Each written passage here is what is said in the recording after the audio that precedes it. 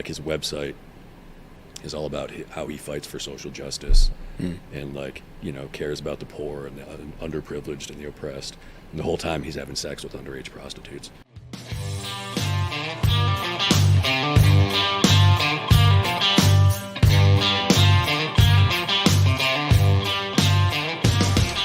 Hey everyone, welcome to Trace Burnout. I'm Roger. And I'm Dan. And today we're at the University of Virginia Medical Center, and we're talking to Scott Jones, Marine Corps veteran, and also currently a medical student. How are you, Scott? I'm good. Awesome. So tell us a bit about your family history of service. To the extent I know about it, my grandfather was, we were talking about this before we started recording, my grandfather was in World War II. He was in the Aleutians initially, and then he was also in Europe later on. I don't know much about, I didn't know actually until not that many years ago that there was combat in the Aleutians. He didn't talk much, and to the extent that he said anything about his service, it was, you know, funny stories about building the enlisted club or, you know, just kind of guarding. His favorite story was when he was in Europe, his squad was assigned to guard a wine cellar, and they guarded it until there was nothing left to guard. They guarded the hell out of it. They guarded the hell of it.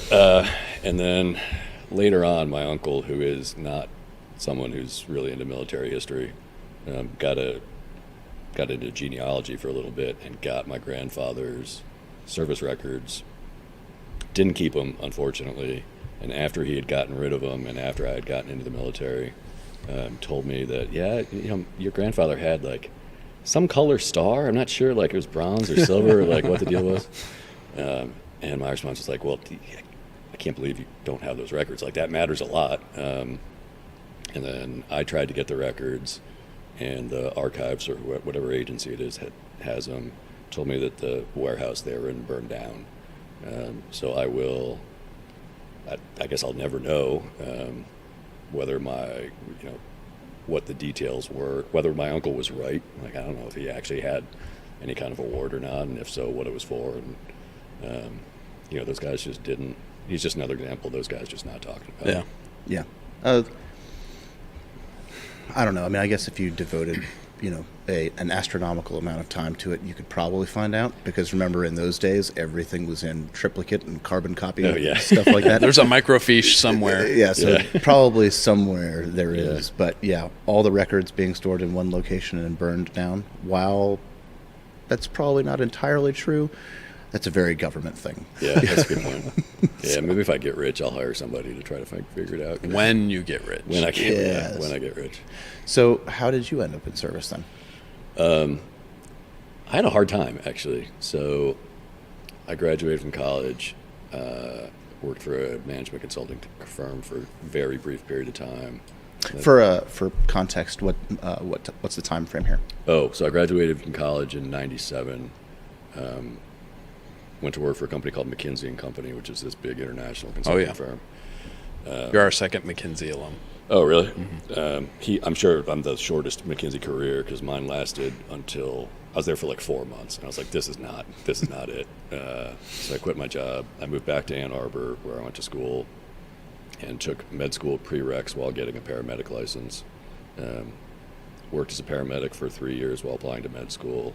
Applied to med school, got in here to the University of Virginia, and turned it down because I was a very burned out paramedic. That job is pretty rough. Can be soul crushing at times. Yeah, the final straw was, what was most soul crushing was dealing with demented patients in nursing homes. A lot of nursing homes are Medicaid only, or, you know, government paid one way or another, and they're just nasty. And it's like you wouldn't treat your dog the way that we let a lot of our elderly people be treated. And then the final straw was I had an 8-year-old kid die of a gunshot wound in the back of my ambulance. And I was like, I'm out. Like, I'm not doing it. Yeah. Didn't have much of a plan. Put myself through a police academy, actually. Didn't find a job as a cop. Started talking to the Marine Corps about officer candidate school. What year is this at this point? So now we're up to 2000, maybe 2001. Yeah, 2001 I was in the police academy. Started talking to the Marine Corps about officer candidate school. The Marine Corps calls them officer selection officers. They have recruiters specifically for officers. Told me I was not qualified because I had previously had a Prozac prescription, which I think now is not a big deal at all. But at the time it was, he presented it to me as no chance, right? And like, well, now I know that there's waivers for everything. Yeah. There's a waiver for There's everything. a waiver, yeah, right. Yeah. Like, so kind of didn't know what to do, floundered around for a while, ended up talking to a second Marine Corps officer recruiter who, instead of taking me to MEPS, knew to take me to Bethesda. And I got a physical, and the doc was like, "You're fine, no problem." So got over that. But at the time, the Marine Corps only, this is post September 11th, but it was pre-Iraq War. And at the time, the Marine Corps only had spots for pilots and lawyers, or aviators and lawyers. And my eyes are not good enough to, there's no chance I'm going to fly. But the ground spots, which are what they call, infantry, armor, like supply, all that kind of stuff, they just didn't have any spots. And I'd kind of thought about law school anyway, because it's like, what do you do if you're a college graduate and you don't know what to do? Well, you go to law school, right? So I applied to law school, got into law school here at the University of Virginia, started in August of 2002, having signed a JAG contract with the Marine Corps. So the deal was I would go to officer candidate school the following summer. They put me in the reserves, and then after graduation and taking the bar exam, then you go to TBS and go on active duty. The Army's JAG school is here in Charlottesville. Yeah, it's right next to the law school. Okay. So those guys are over. They don't have a cafeteria, I guess, and we do. So like, those guys are over there in our law school all the time. They're doing the Oliver Twist over there. Yeah, I am so unsurprised by that. Yeah. And there's some, you can take courses back and forth. It's kind of a cool deal. But anyway, so right around Thanksgiving-ish of 2002, my recruiter called me and basically said, like, hey, there's going to be a war. Round two. We now have, there already was a war. There's going to be another war. We now have those ground officer slots that you came in wanting in the first place. Do you want to switch over? So I talked to the law school, and they gave me, I kind of positioned it like I'd been called to active duty. Like I didn't actually, tell them the full kind of story. You told them What they needed to know. It was factually accurate. What they needed to know. Yeah. So law school gave me a 4-year leave of absence, and then I reported to officer candidate school in January of 2003. Where's that for the Marine Corps? It's in Quantico. It's in Quantico. Okay. Yeah. And that God, it was the worst. It was the worst experience of my life. How so? So that winter. The weather's rough for one. Yeah. That winter was brutally cold. So the Marine Corps philosophy for officer candidate school is we're going to put you under whatever forms of stress we can create and then ask you to perform. And if you cannot perform under stress, you're not someone we want to be leading enlisted Marines, so out you go. And the group that I went with, because it was in the winter, there weren't any ROTC kids with us. It was all morons like me who paid for college on our own. And then, so they didn't owe us anything. It was like, well, there were some enlisted guys that were there on, I figured, like those kind of programs.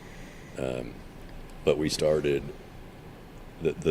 I think the goal of the cadre at OCS, which by the way is an Army term, I never heard that in the Marine Corps.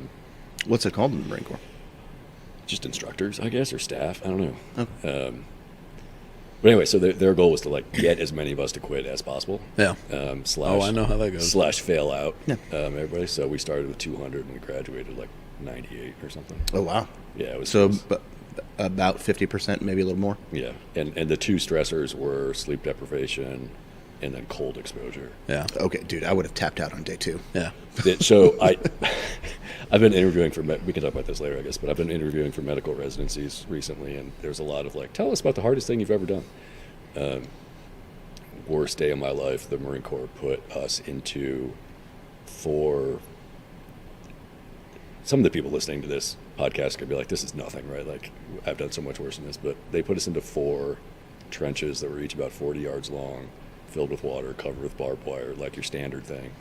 except it had been like 20 degrees. Yeah, for temperature weeks. matters. Yeah. Temperature matters. So they had to break like 3 inches of ice off these things before they sent us in.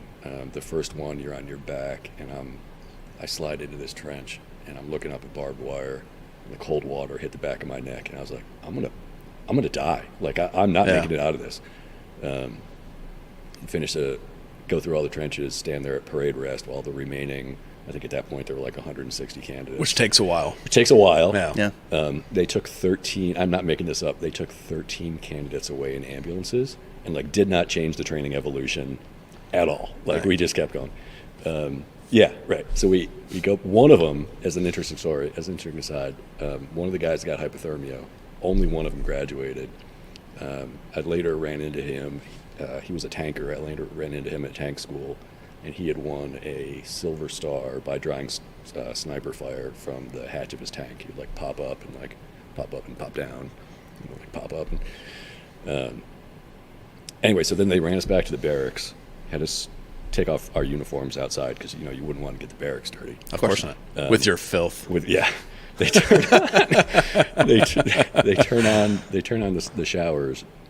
Ran us through the showers. Like, you don't take a shower, but like ran through the showers, put on clean camouflage, and then we went back to the same training area and sat on bleachers for hours waiting for it to get dark enough to do it again in the dark. Oh yeah, and like that was the worst point, right? Like, it's mental at that point. Yeah, it's pure mental. Yeah. So speaking of which, the guy next to me was candidate Peacock, but was also Staff Sergeant Peacock.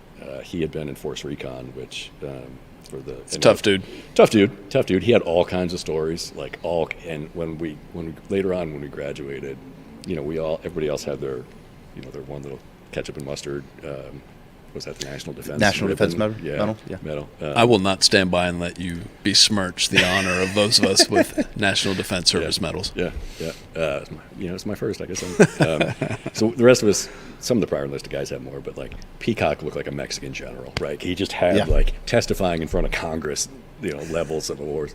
We call that the fruit salad. Yeah. So I look at Peacock, who's next to me, and he looked like he was surfing, because he had developed the ability. This was not his first rodeo, right? Like his whole career had been this kind of crap. And he just looked like he was surfing because he had developed the ability to like go to the happy place in his brain and like totally disconnect from his body. It's a good Marine. Yeah. Yeah. And I was looking at him and I'm like, oh man, I do not. Like, I wish I could do that, but also like, like what kind of hell do you have to be put through to be able to do that? Exactly. Yes. Yeah. So, the answer is yes.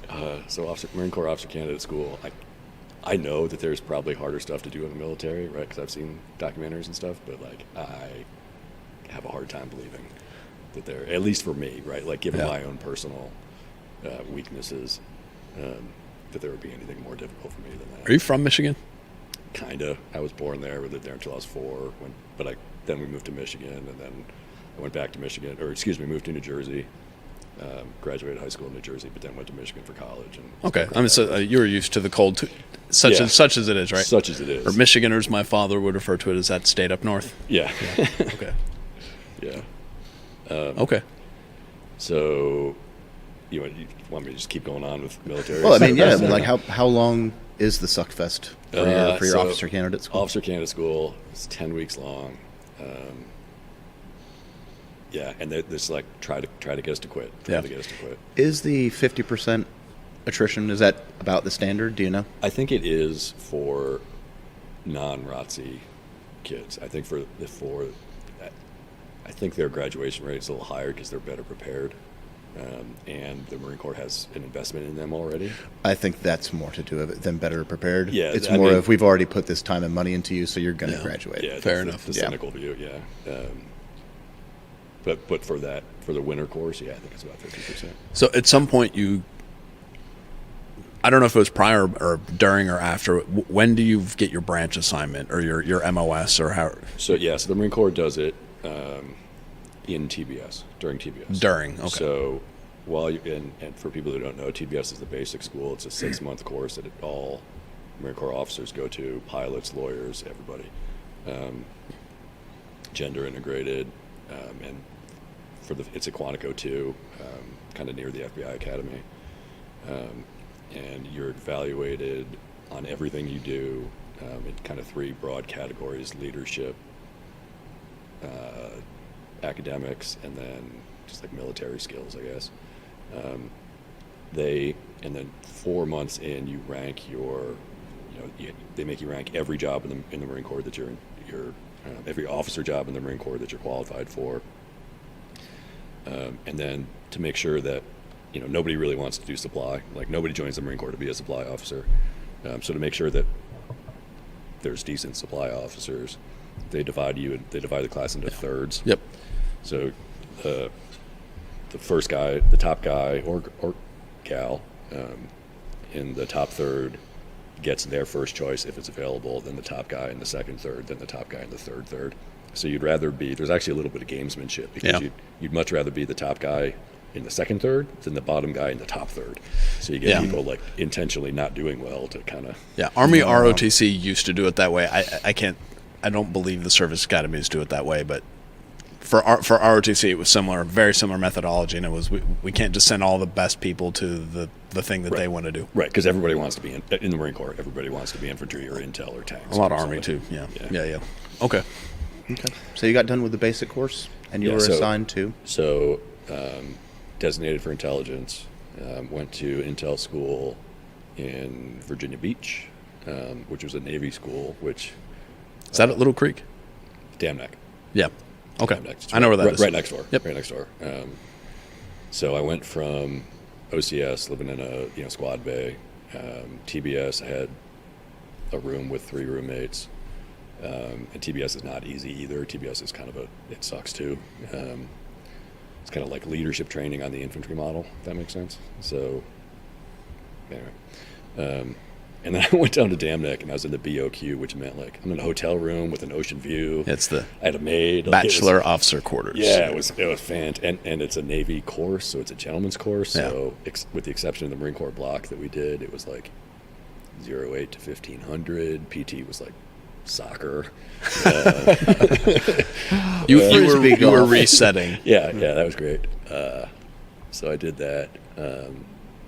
And then I was supposed to go to a unit that was going to Afghanistan instead, and with a home base in Miramar, California. Instead, because I was the top, I did well. And the Marine captain that was in charge of the Marines at that course was like, "You did great, and as a reward, I'm going to send you to this unit that's not based in Miramar. They're based in Yuma, Arizona." He wanted to be a Hollywood Marine, and they wouldn't let him. Yeah, so you're going to Yuma, Arizona, en route to Iraq, because those guys were going to Iraq. Okay. Stepping back a bit, how long is the intelligence school? And tell us a little bit about what you were doing. I mean, the intelligence world is pretty big, right? Yeah. So this is basic. Obviously, it's pretty general, right? But what are some of the things that you were learning there? So I was designated as an aviation intel officer, which is why I went to the Navy course. There's a couple different flavors of intel in the Marine Corps. Some of them train elsewhere. And because it was a Navy course and because it's the military, I had to learn to recognize North Korean submarines, visually. This is what this one's a Russian submarine, that's a North Korean, which no one's ever going to see a submarine, right? That's the point of the submarine. Yeah. But also I'm never going to. But there was a lot of training on briefing, right? Because you could the job is to brief operational folks. I mean, that's your bread and butter right there. That stuff. A lot of intel prep at the battle space. IPB. Yeah. A lot of just understanding what the different types of intelligence are and what they can do for and what they can't do. So it's 03 or 04. That would be 04. So we are significantly into OIF. Yeah, they were still looking for Saddam. I remember parking my car at the BOQ one day and hearing details about the current status of the search for Saddam. So how much of the schoolhouse material that you're getting at this point has pivoted towards a GWAT style? None. Yeah, I was, because when I went through the basic course in 04, we were all still identifying Soviet frogfoot aircraft and stuff like that. So yeah, and Syrian IEDs, Iranian IEDs, that kind of stuff, and a lot of actually, some of it was actually relevant, right? Like some big threat anti-air systems, man pads, effective ranges. Order battle stuff. I mean, Yeah. Well, I mean, some of the specifics might be a bit, dated, but the principle remains the same, right? Yeah, and then there's a day where you get your top secret clearance and you move upstairs. Everybody looks for who killed Kennedy. is Area 51 real? Yeah, It is. all that kind of stuff on the what was it called? JWICS. JWICS. Yeah. Turns out Oswald killed Kennedy. Hidden in plain And sight. that's all there is It's to always it. the ones Yeah. you most suspect. Yeah. So Intel school, and then UMA Arizona. I deployed to Iraq with VMA 214, the Black Sheep, which at the time, I think they're now F-35s, but at the time they were Harriers. The loud boys. And I was the intel officer, right? So my job was here's where the bad guys are, and here's what they can do to you, and help you not get shot down, Right. basically. Right. Except bad guys pretty much everywhere, because there were no front lines, and the bad guys didn't really have anything that could touch a Harrier at the time. Yeah, it's counterinsurgency, right? Yeah. At this point. Yeah. So we were sent over there because the Harrier at the time had what was called a lightning pod, which is a targeting pod designed to find Soviet tanks, or not even designed to find Soviet tanks, designed to help put a bomb on top of a Soviet tank after it had been found. And some moron, and I met the moron in question later on, decided that we were going to be able to use this lightning pod to find buried 155 rounds that were being used as IEDs. So we went over there mostly to find as counter IED from 25,000 feet. In 04? In 04. And the reason we weren't there long because it didn't take people long to realize that the lightning pod screen that the pilot is looking at in this single seat fighter is about 4 inches square, and it sits at arm's reach. And the theory was that there's this thing called thermal crossover, which is where at after dawn and after dusk in the desert, if there's buried metal, the metal heats and cools at a different rate than the rest of the ground. Yeah. So at certain times of day, you might be able to see a buried IED through a thermal imager, maybe, except it's like looking through a soda straw. The field of view on this lightning pod is bigger than this table, but smaller than a city block, right? And I figured it out. The length of a 155 round on the screen would be 4 pixels. It would be 4 pixels long and 1 pixel wide, and the pilots were looking at it on a 4-inch screen at arm's length while they're flying. While the plane, flying, yeah. right. Yeah. So which meant Fast movers, right? Glance, look up, glance, look up. So then I would, every time a flight came back, my Marines and I would review the footage, and we would try to find IEDs, and we didn't find anything either because it's the same, 4 pixels by 1 pixel. Yeah, and I mean, again, you can only do this during a certain portion of the day when the temperature and everything is right. Right. Because at noon they're the same temperature and they don't show up at all. Yeah. So So that was a really short deployment. We were there for the summer. So, I mean, was this a 0% success rate at this point? Yeah. Yeah. So y'all were going off of a theory that didn't pan out. Didn't basically. work at all. Okay. Okay. We dropped some bombs. We dropped some concrete bombs, which I remember my XO not being real happy that we were dropping concrete bombs. There's a use for those as long as they're being employed properly. So yeah, and we did a lot of shows of force, which was this. At the time, they worked. A show of force is basically the jet that was at 25,000 feet goes down as low as the pilot. Low and slow. Yeah, as low as the pilot is comfortable doing. Which for the XO in question, he brought back his footage, and he was below the building tops. Dude was low, and the idea was to scare off the insurgents. Apparently had the extra effect, the unintended effect of breaking every window in the city. Yeah, and all the Army dudes or enlisted Marines that were benefiting from the show of force would apparently stop what they were doing, watch, cool, watch the plane come through. We like airplanes too. Yeah. Well, when you're in the middle of combat, pause X is an acceptable term. So, yeah. Yeah, so that was the entirety of my first deployment. So it was 3-4 months. 3 or 4 months. Something It was like a zero success rate of finding IEDs. Zero success rate.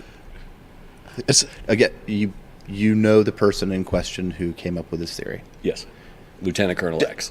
You we will don't- call him. I was going to say you don't. Yeah, okay. So you don't have to say his name, but I don't know if I was he remember his name. was he promoted? I don't know. I'm sure it was a fit rep bullet point, fitness report. Bullet point. I don't know if he was promoted or not. I hope not. I mean, it was a hope multi-million. springs eternal. It was a multi-million-dollar mistake, right? Like, we're going to bring 12 Harriers from Arizona Yeah. plus 100 and submarine. Like, ugh. But yeah, the All deployment the of- fuel costs, Yeah, the equipment costs, all that stuff. Yeah, and transportation this was, costs. This was back when they were shipping. So the big problem was the convoys were getting blown up, right? Like Yeah. that was the major source of casualties was convoys getting blown up, and because they decided that they wanted to have like ice cream in the chow halls, some of those trucks were just like carrying ice cream. Or non-alcoholic beer, or like whatever. Yeah, it was- I did 15 months in Iraq, and our mission was, we called them SET teams, convoy escort teams, and we picked up KBR trucks at Buka, escorted them to Cedar, which was down there near Nasiriyah, and we escorted them up MSR Tampa, which was the IED and EFP alley, all the way to Anaconda, and turned around and came back. We did that for 15 months. Yeah. And yes, those trucks were full of ice cream. Yeah, And if we had Christmas just decorations. if we had just eaten MREs, there wouldn't have been as many trucks. There wouldn't have been as many guys, guarding them. So fewer Guys were dudes killed getting blown defending up. ice cream trucks. Yeah, absolutely. Yeah, it was Yeah. a nice show. Where exactly were you? Al Assad. Okay. Al Assad. Yeah. Out west. 128 degrees in the sun. Yeah, that's Brutal. the desert.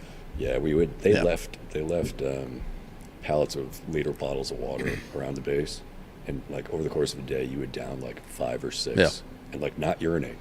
It was just like No, I remember. sweat Yeah. it all out. Especially if you're out and about moving, yeah. and if you're rucking and doing Yeah. in kit and all that stuff. Yeah. Yeah.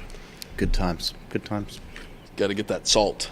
So after a few months of IED hunting from 25,000 feet, you turned around and you went back to Back to Yuma. Yuma. Yuma at the time, I understand Yuma now is like an actual like grown town, but at the time, Yuma, Arizona, claimed to fame, only high school in the country with the mascot the Criminals, because there was a territory. The town was there because there was a territorial prison there. So I have a T-shirt. I bought a T-shirt, Yuma Criminals, football team.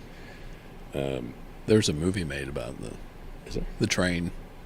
Oh, the 310 to The Yuma. 310. Yeah, I haven't seen. That's a There's remake. two- Of yeah, a- Well, there's there's a two of remake, them. of course. I Yeah. haven't seen either one of them. The original is good. Is it? The remake is not bad. Okay. Okay, fair enough. So I go back to Yuma. I am still the guy who is responsible for telling the unit where the bad guys are. And like now I'm in Yuma, Arizona. There are no bad guys. I had very little to do. I had great Marines. I had the kind of Marines that like you'd show up in the morning, and my staff sergeant would be like, "Hey sir, got this was a problem, but I took care of it. Don't worry about it. Got this other thing. All you need to do today. Like just awesome Marines." As you were in charge of the intel section for your squadron. Yeah, I was the S2 for the squadron. So how many in your intel section? How many personnel did you have? I never had more than 3 or 4 at a time. Okay, very small Yeah, it was section. It was a S2 shop is the term for it. Yeah. Okay. So this is an 05 level command. Oh yeah, it's, Or it's squadron. battalion equivalent. Yeah, right. Okay. So go back to Yuma. At the time, like the closest Starbucks was 100 miles away in El Centro. I don't think that's really a bad thing. Well, so a Best Buy opened right around then in Yuma, and it was, I'm not kidding, front page above the fold news in the local paper. Like that was Yuma, Arizona at the time, and it's also 120 degrees all the time. Yeah. So I volunteered to go back to Iraq to get out of Yuma, and the group intel officer needed to send somebody to Pendleton to deploy with HMLA 369, which is a squadron full of Harriers, not Harriers, excuse me, Cobras and Hueys. So I moved to Pendleton, where I stayed again in a BOQ, again with an ocean view. Somebody's got to do it. Oh yeah, that was rough duty for about a month, just to kind of integrate with the unit, and then we deployed to Iraq. This time to Al Taqaddum, which is kind of Fallujah, Ramadi area. Yep. And I was the intel officer for those guys for a regular length deployment, a 9-month deployment. And because they were helicopters and not fast movers, this time there actually were things that the bad guys Totally did. different threat. Yeah. Totally different threat. We actually we lost a Cobra. Cobra got shot down. Casualties? Oh yeah, both of them. The SEALs later got the dudes, and they videotaped it, and the cameraman is saying Allahu Akbar over and over again as the missile goes up and kills my friends. Which that leaves a Stings. sting, and it kind of alters your view of religion generally. Yeah. And fair or unfair, that religion in particular. Yep. Probably unfair, but it's there, right? Like Understood. had great Marines. Funny stories from both deployments.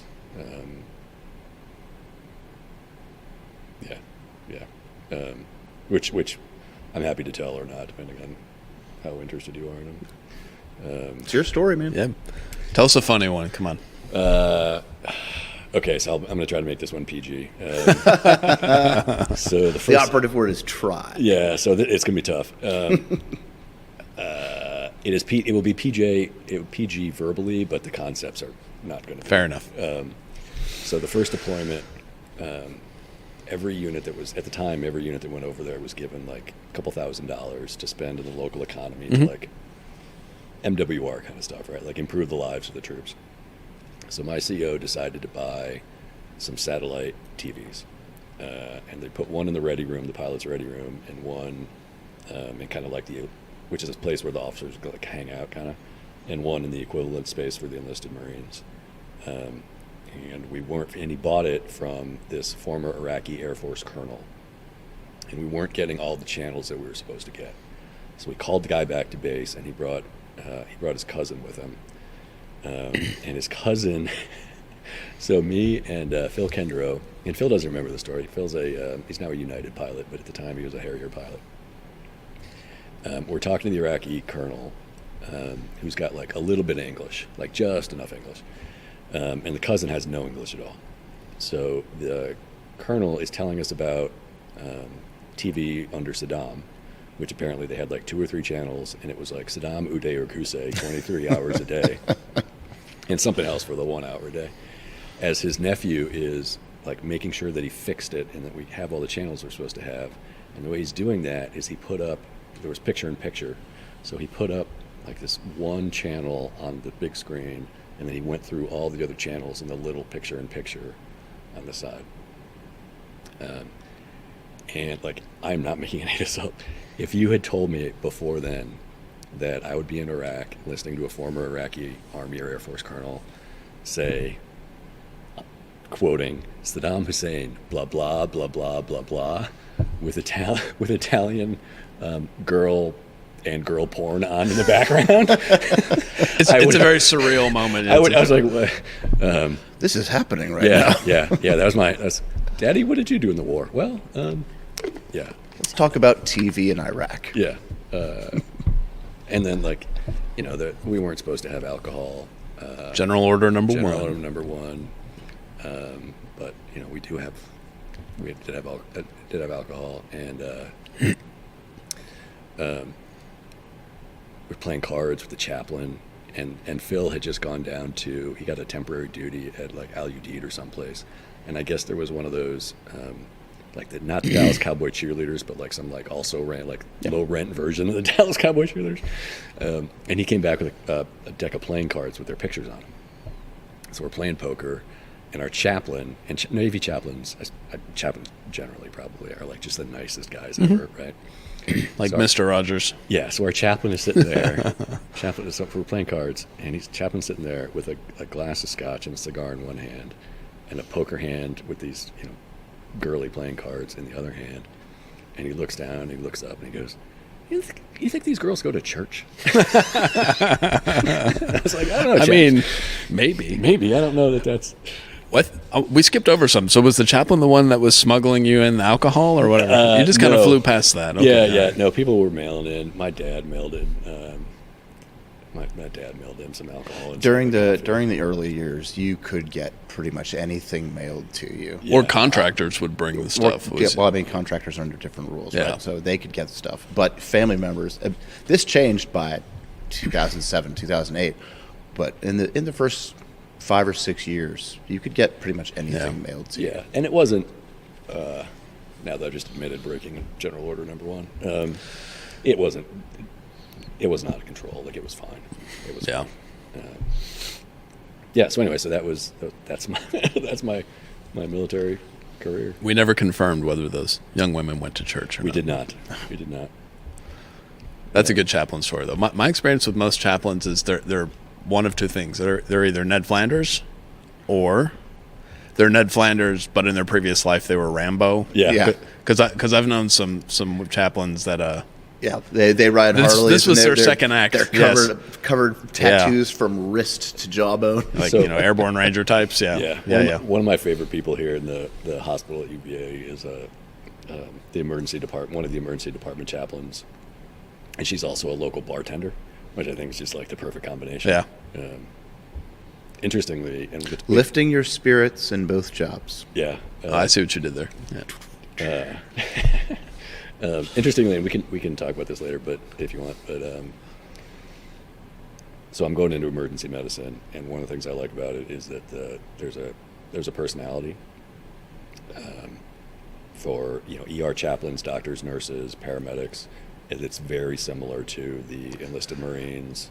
Kind of that military gallows folks. humor a little bit. Yeah, dark sense of humor, unflappability, and then also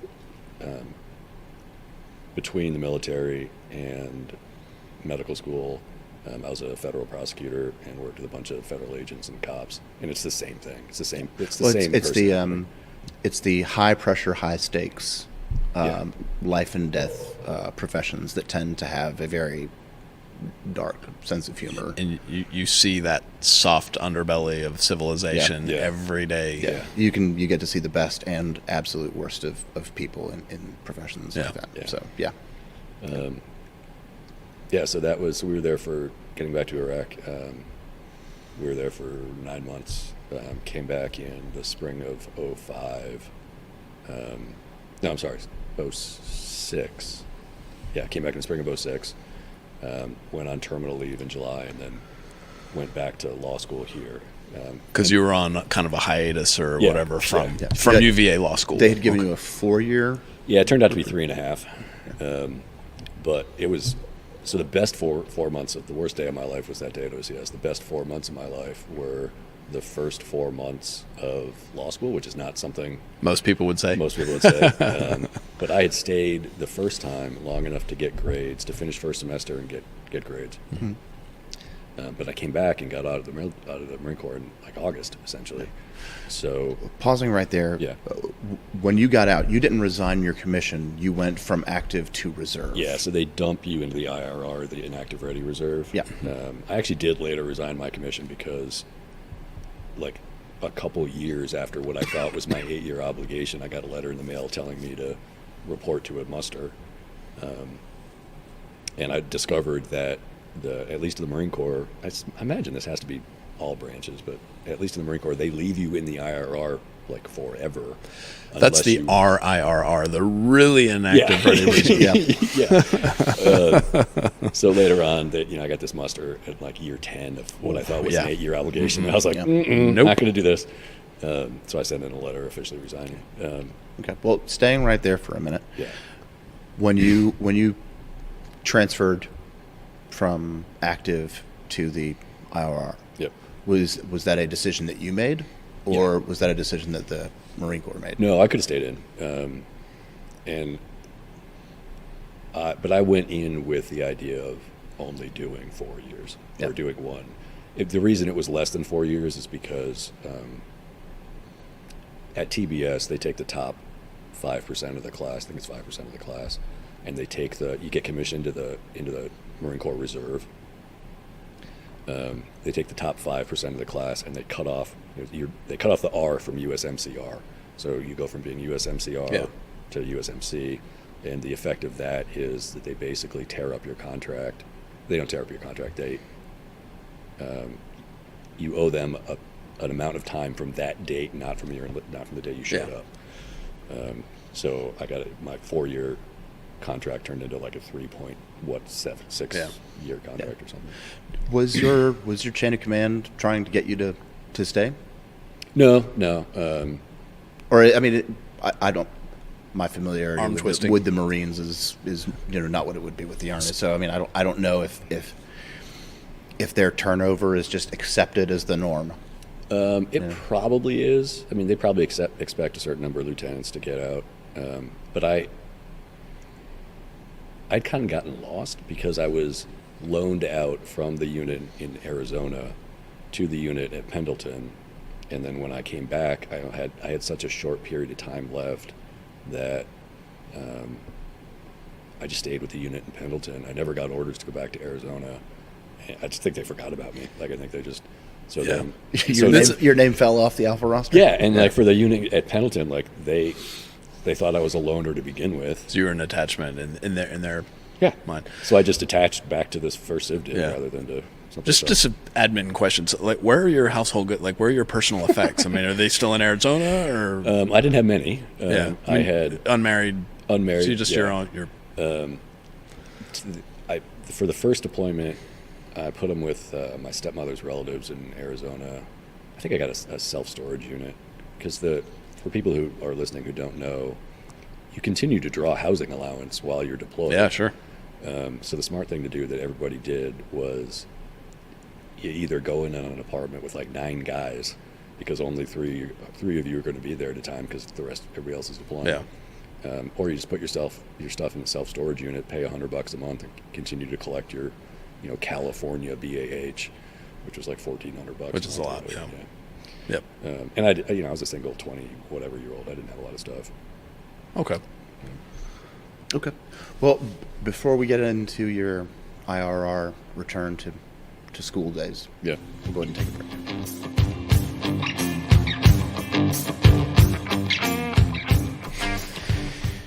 All right, Scott. So you have transferred to the inactive ready reserve. They're really inactive ready reserve. First civ div. And you are back at the University of glorious Virginia. Charlottesville, Virginia. Glorious Charlottesville. And the reason why I said earlier that it was the best 4 years of my life is because I had taken exams and gotten grades for the first semester, the first time I was there, which meant the second time I did the same first semester, I didn't have to pay tuition, and I audited classes basically. Oh, nice. But they're the same classes that I had already taken, so I didn't pay tuition. I didn't get grades. I had just been in Iraq. I was responsible. I had just been responsible for like the lives of 4 enlisted Marines, and suddenly I'm in Charlottesville, Virginia, party town, responsible for just like improving myself, right? Yeah. Like no one else.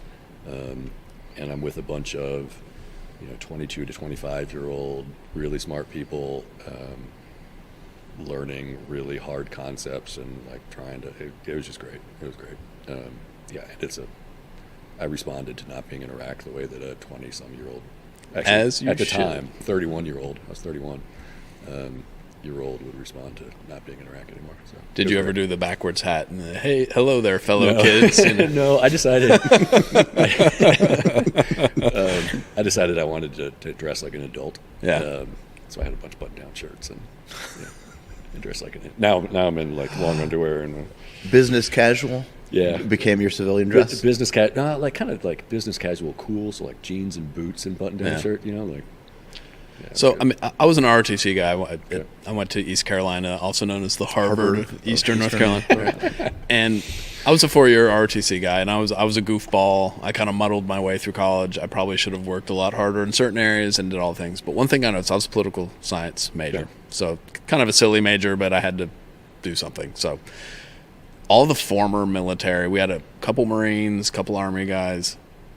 All of them were, and it was a mixed bag. Some of them did like one term and got out. We had a guy who broke his back on a jump, so he's still relatively young, pretty disabled, but they were all serious people. Yeah, like adults. They were adults. Yeah. And so actually in one of my classes, for 4 or 5 classes in a row, so a couple of years, he was a retired master guns. So Really? he was almost like a father figure to me, and I mean that literally. Like, he would smack me upside the head a few times, like, dude, get yourself together on this thing. Former military were serious. I kind of wish I'd had a little bit more maturity when I went through college. You know, so when I went through college in Michigan, I don't remember where I met this guy, but I met a guy who had been in the Army, in the light infantry in Germany. Yeah. And like, he described it as like spending 4 years walking around Germany, because in fairness, it was the 90s, so it probably was. Yeah. And this dude was a triple major in economics, math, and stats, and had like a 3.9. And he said he just like treated it like a job. Like 40 hours a week, he would just study, even if he didn't have anything, like no assignment, like he would just study. Yeah. So anyway, back in law school, it was great.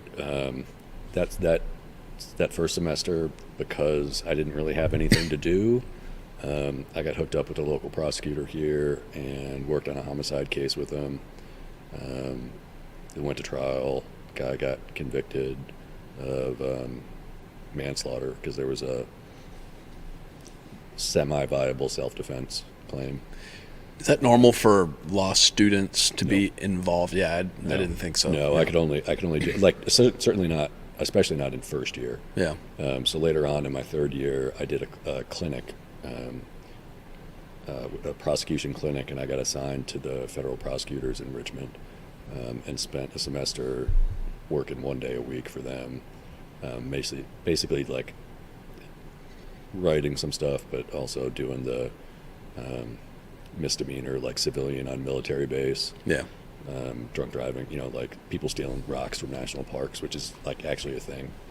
I can believe it. Yeah, people collecting dandelion greens from national parks is also Dandelion greens. Yeah, it's a there's something in the Korean culture apparently about gathering one's own food. So like, with some wait a degree minute! of- I know this. This was a big fad like a decade ago.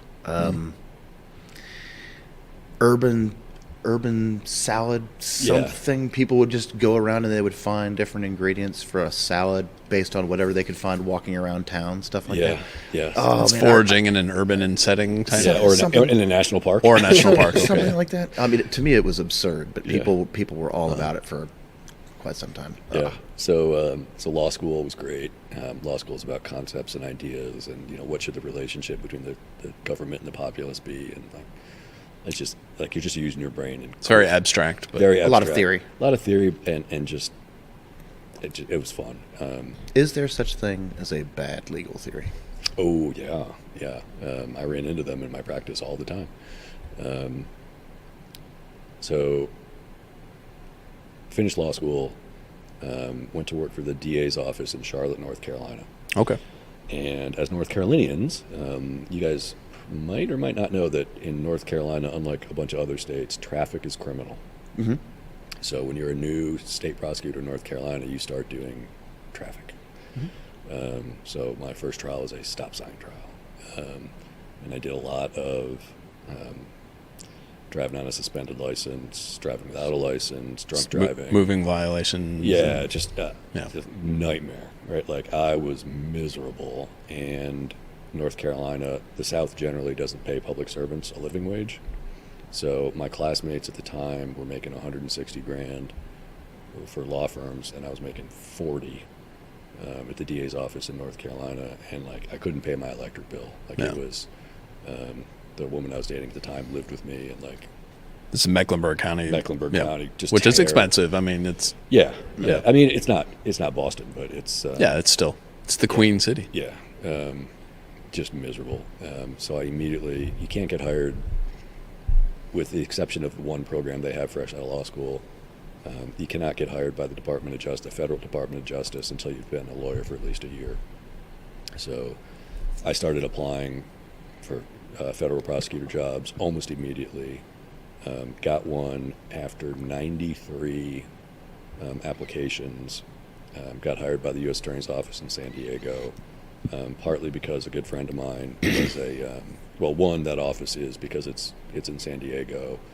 It's like run by Navy and Marine Corps Mafia, like reservists and I former. was going to ask, Yeah. yes. Yeah, so like that, and then a really good friend of mine who's now President Biden for the past couple of years. She's been the presidentially appointed U.S. Attorney in San Diego, so Chief Federal Prosecutor.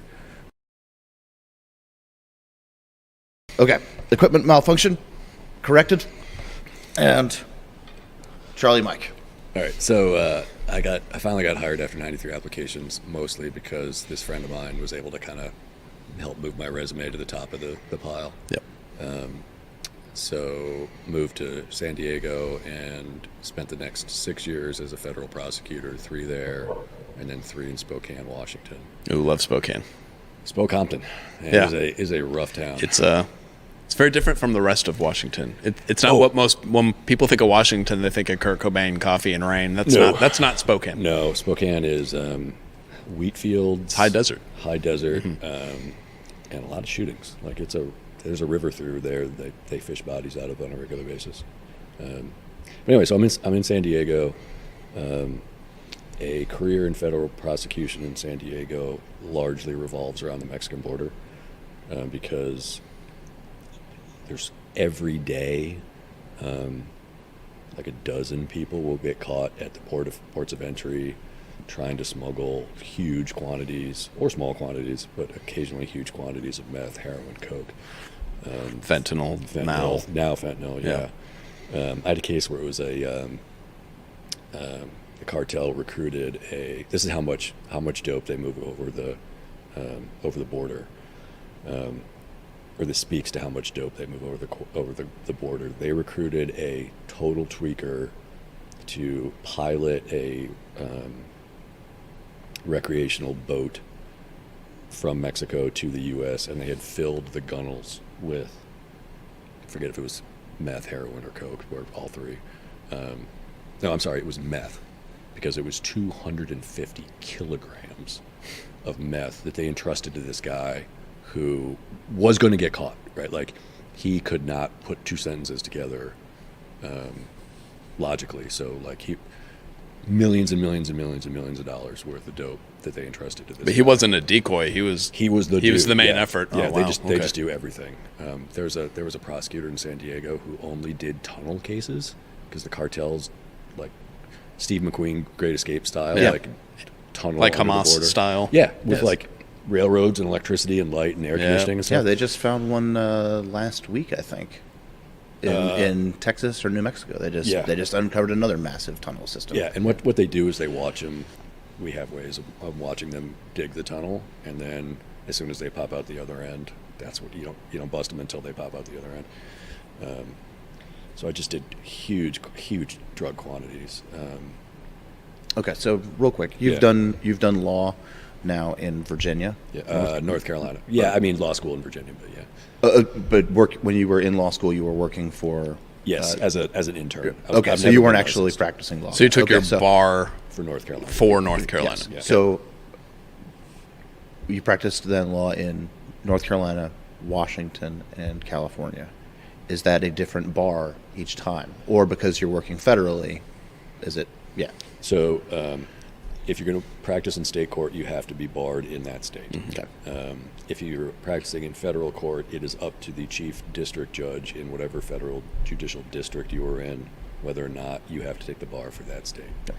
Both of the, I took the Washington bar anyway, but both of the districts that I practiced in did not require state bar membership. Because there's this thing called the Confrontation Clause, which says basically the feds don't have to follow state law. It's federal supremacy type stuff. Yeah. So I'm in San Diego. and I start doing, just to get out of the incredible boredom of doing what is essentially the same dope case over and over and over again, because it's the same case. I started doing child sex prosecution. And in San Diego, that meant mostly prosecuting gangbangers who turned out 12 to 15-year-old girls for prostitution. And at the time, it was really easy to do because there was this website called Backpage that was basically advertise your illegal prostitution service here.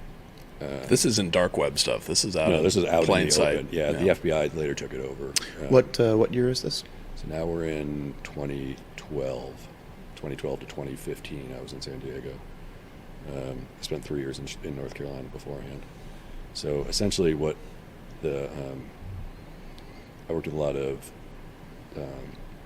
federal task force guys. So San Diego vice guys that were cross-sworn federally and worked with federal agents. And what they would do is they would go on Backpage, look for the combination of a picture of a girl that looked young, and there's some words in the ad that in the trade kind of suggest. Yeah, it's all cipher. I mean, Yeah, it course. suggests there's signs of her having a pimp. They know what to look for. Yeah. Yeah. So then they would make dates with these girls that had been set up by their pimp in a hotel room. They would pretend to be a customer. They'd go surveil So the classic case is, and what I'm actually talking about in a law school class in a couple weeks. They surveil. A girl sets up in a hotel. Her pimp has set her up in a hotel.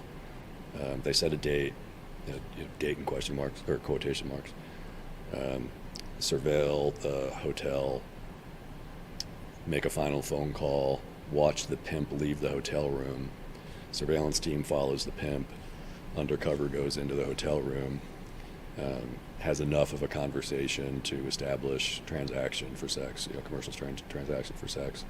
We're not going to prosecute her, which means I don't have to worry about getting a search warrant for any of her stuff, because I would only need a search warrant to gain evidence to use against her. Yep. We're not going to prosecute Right. her because she's like a 17-year-old kid. Correct. Yeah. So just take over her phone and then, text incriminating stuff to the pimp that the surveillance team is watching. He wants a particular sex act. I don't want to do that. How much should I charge? That kind of stuff. And the surveillance team watches the pimp respond. The moment he responds, you got and him. then they just swoop in, and then the pimps don't understand exactly what because they're not federal lawyers, right?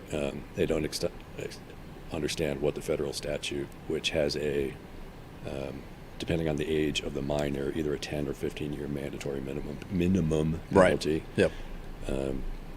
They will confess to doing something that they don't think They is think criminal. they can plead down to, but they can't. Well, they'll say stuff like, I'm just holding the money, or like, she asked me to rent this hotel room for her. I just rented a hotel room, which is like, oh, you just committed a crime, right? Like that thank is you. the incrimination. Yes, Yeah. thank you for admitting to this crime. Yeah. So I did a lot of that stuff. But these are federal by nature because of the trafficking aspect. The federal jurisdictional hook is actually the use of the interstate wire. Yeah. The facility of interstate the cell phone. Yeah. Okay. And also the purely intrastate market for prostitution affects the interstate market for prostitution. So Yeah. you get cross-border. Okay. I did some other investigations, like drug investigations, trying to work your way up the drug chain. I had a wiretap where, like, we later discovered on wire had the guy murdering somebody. He got away. He's in Mexico somewhere. So did a bunch of that kind of child sex crime, along with a bunch of other stuff. And then to just basically escape Mexican border crime, I started applying to transfer someplace else, and thought I liked the Pacific Northwest / Rocky Mountain area, so transferred up to Spokane. In Spokane, they don't really have how do I want to say this? Pimping is crimes are behaviors, right? And behaviors are cultural. And the culture that engages in child sex trafficking, pimping, doesn't exist in Spokane. They have gangs that aren't really, it's not that kind of gang. Yeah. Understood. So, but that was like my specialty. So I started doing more production of child pornography, trading of child pornography, and because of the internet, a lot of online enticement cases. I had one pure child sex trafficking case. And that one actually, so we discovered the FBI, federal law enforcement agents they're great. Like you guys are, anyone who's been in the military would recognize, it's a paramilitary organization, right? So they're really easy to get along with if you've been in the military, and you kind of understand their worldview. While searching this pimp's residence, they found his customer list, and this dude had one or two girls at a time, and he developed a customer base and tried to move the customers from victim to victim. I said girl earlier, they're victims. And so there was a handwritten list of phone numbers, and next to every phone number there would be details about the dude, and a good number of them had ATTY written next to him or MD written next to him. One of them, who I will not identify, but he knows who he is, was a law school professor, which is whose scholarship is on, like, his website is all about how he fights for social justice and, like, cares about the poor and the underprivileged and the oppressed. And the whole time he's having sex with underage prostitutes, and of-age prostitutes. Which is actually, we identify all these dudes. This is one of the reasons I left the Department of Justice. This is the main reason I left the Department of Justice. So I know who all these guys are, right? Like, we've got the list. We've talked to them. I told my agents to go, like, get these guys, and I suggested they might want to knock on doors, like, at dinner time when a wife was there. Because let's be clear, it is one thing if you are it is one thing in my mind, in my moral, ethical brain, if you are a truck driver or a plumber and you solicit sex from a prostitute, and even including underage prostitutes, it is another thing entirely if you are a defense attorney or one of them was an emergency room doctor. You live in my world, you know what I mean? Like, you're not, what is going on. If you know exactly what you're doing. You're using your position of trust, and it's a public trust, right? Yeah. And you're using that in order to do the most heinous, criminal, immoral acts imaginable. Right. And you know what that girl's been through, right? Especially if you're a defense attorney, like, you know how she got there. No one gets into prostitution at 27. Like, it angers me. There's this movement now to, the slogan is sex work is work. It's empowerment. Yeah, to legitimize it. And like, if a 27-year-old wants to go in and like sell sex for cash, just sell sex, have at it. But that doesn't happen.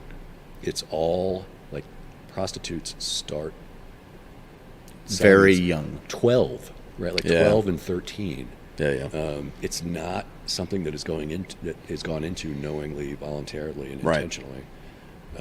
There's some conditioning there, and So anyway, so we get this guy. He decides to plead.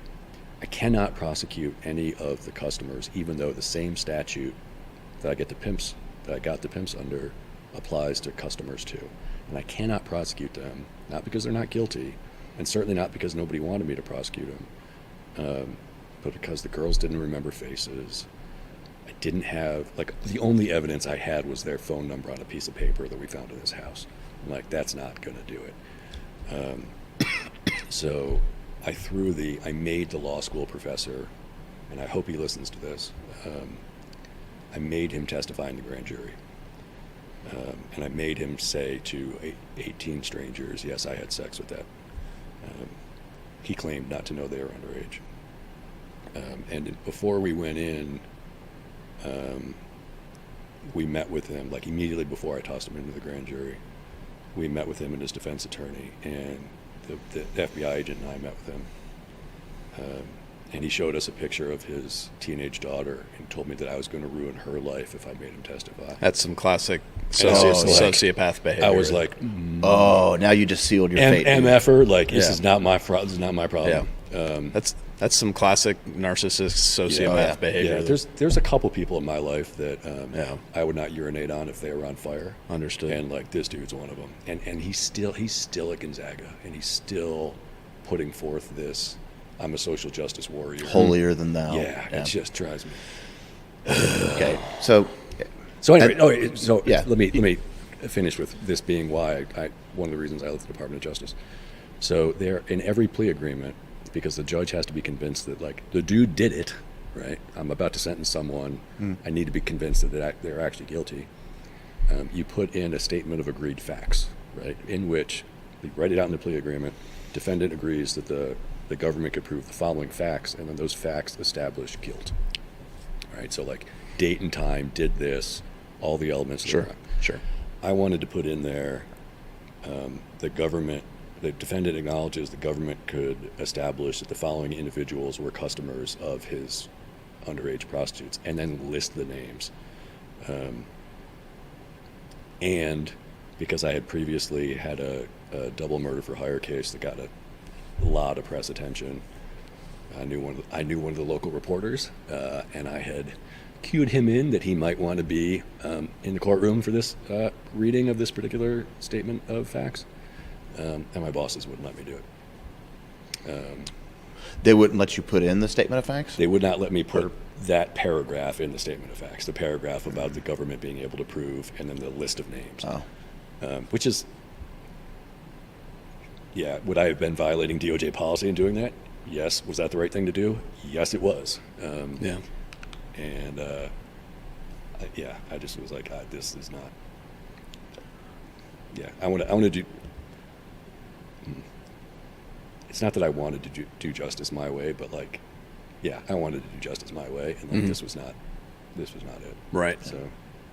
So that is that's some pretty dark subject matter to deal with, and you were doing these prosecutions particularly for the underage sex trafficking, prostitution stuff. Yeah. For how long?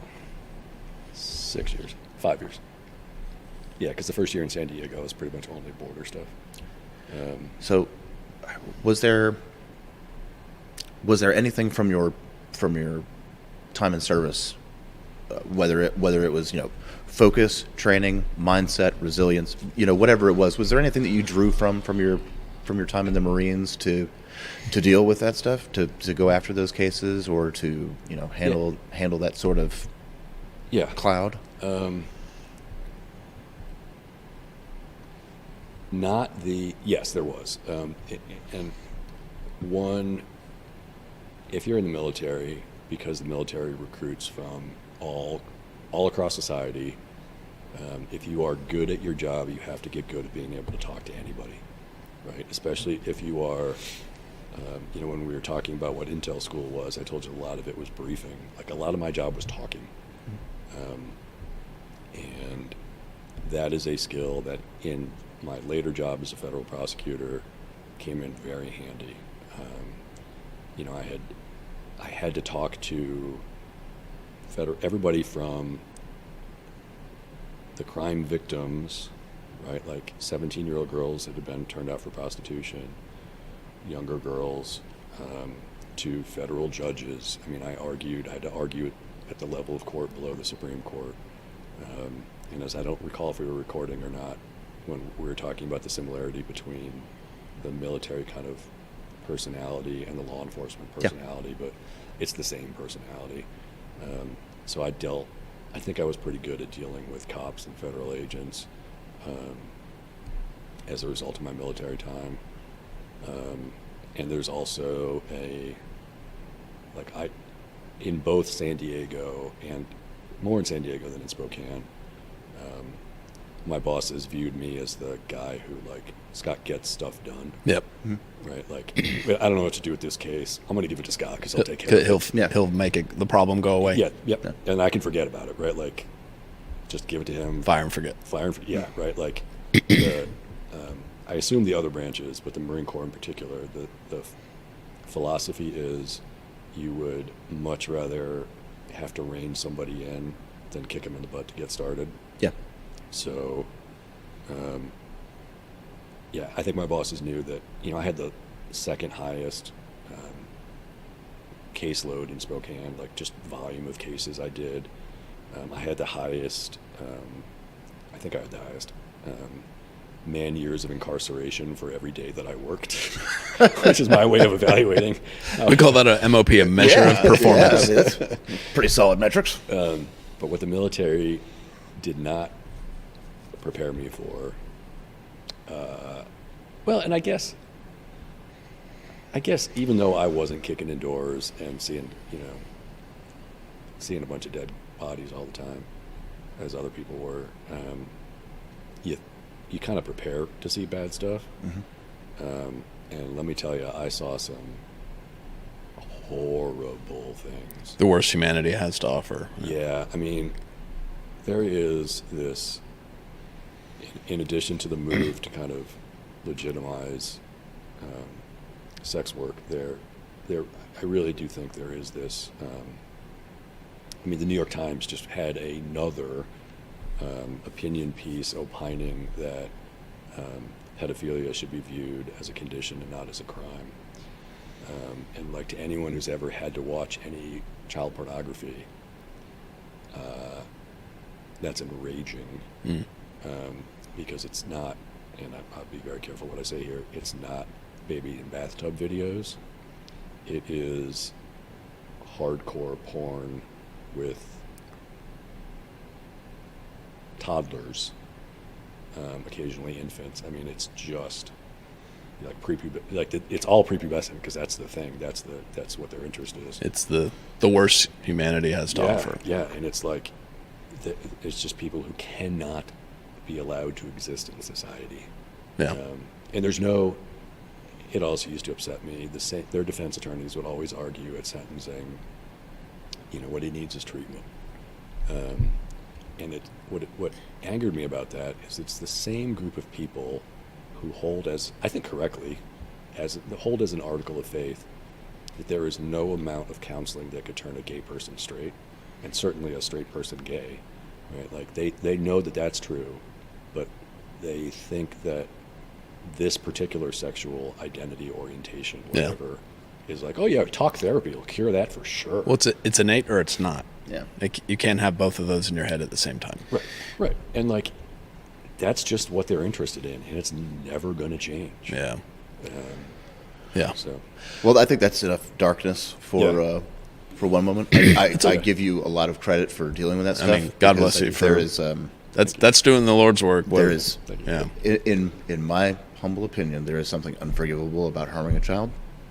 Oh yeah, but no, I think we're all there. Before we move on to the next stage, because I'm sure that you have at least one. Yeah. Well, regardless of where it was, in whatever jurisdiction it was, and regardless of whatever the crime was, what is one case that you prosecuted that you are most proud of? Whether it was from garnering the evidence all together, or a legal theory that you came up with for the prosecution, or whatever it was. Yeah. So the real answer to that is a guy named Eric Perez Jr. that I can talk about in a second. The kind of joke answer to that is that I've never been professionally more cool than when I got to tell a bunch of FBI agents that they could kick in a door without waiting for a search warrant. I was the man. You felt like you were on a show at that point? Yeah. At that point in time, Blue I was Bloods. This is awesome. Staying in the FBI office over the phone saying, kick in the door. We don't have a warrant. I don't care. Kick it. No, it's great. No, Chief, you're out of line. So wait a minute. So that does happen in real life? So all the tropes are there. Yeah, we were on, that was a wiretap case. We had arrested the guy. he had called his wife from jail and told her to clean out the house. And so the agents watching the house, a bunch of dudes showed up and just started taking stuff out of the house.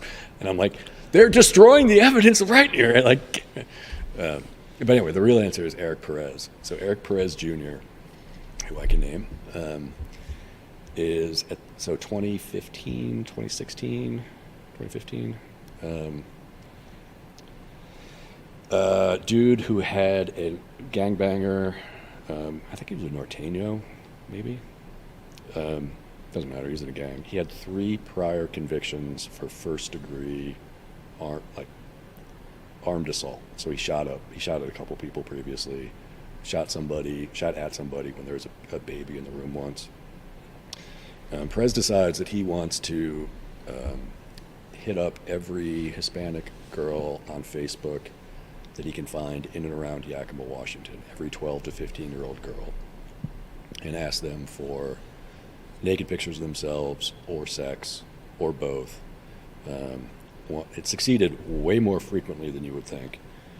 On one occasion, sent a 12-year-old girl to have sex with his stepbrother in exchange for $80, without telling the stepbrother.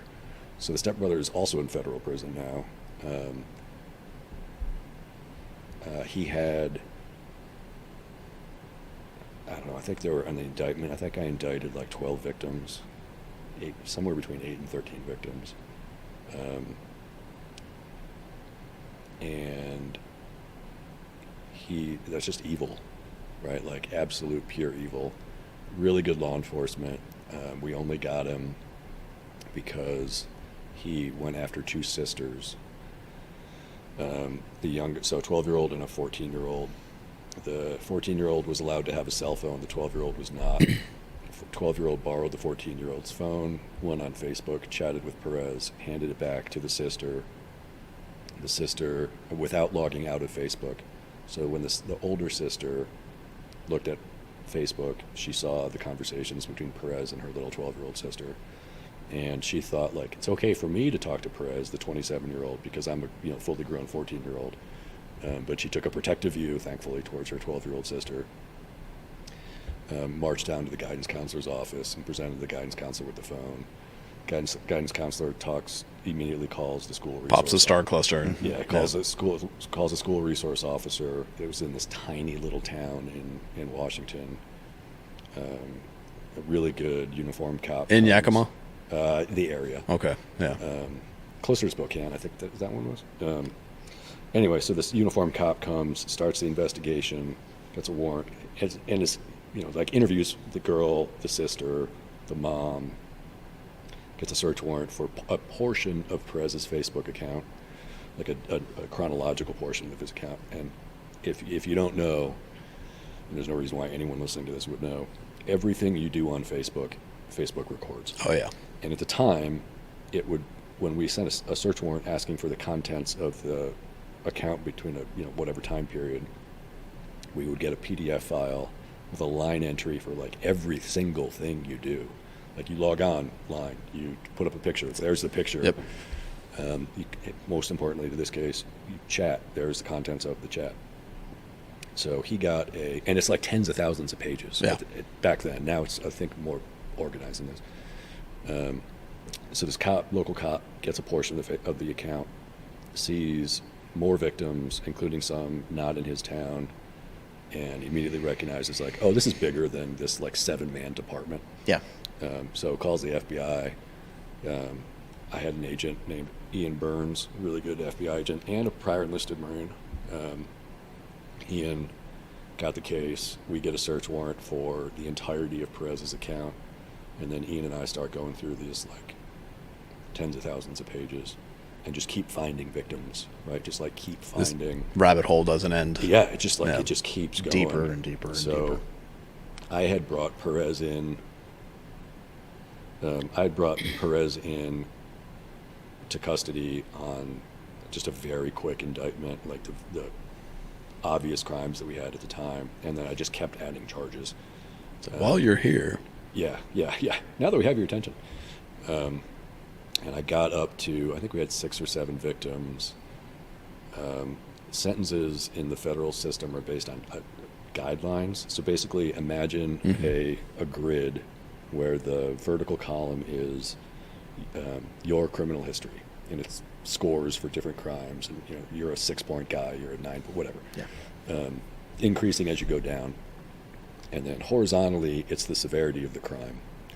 And there's a book that's about 2 inches thick that tells you what the severity of the crime is. And there's all kinds of for a drug case, it starts with quantity of drugs, but then you add for if a gun was used, weapons. It's a giant equation with different variables. Yeah, huge, right.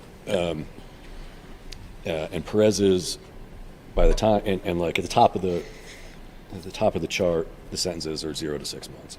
And then at the middle of the chart, the sentences are, it's always in months, but it'd be an equivalent to 5 to 7 years, 47 to 63 months. And then at the bottom of the chart, especially at the bottom right of the chart, it's 360 to life. So, and I think you're gonna have to bleep something out here.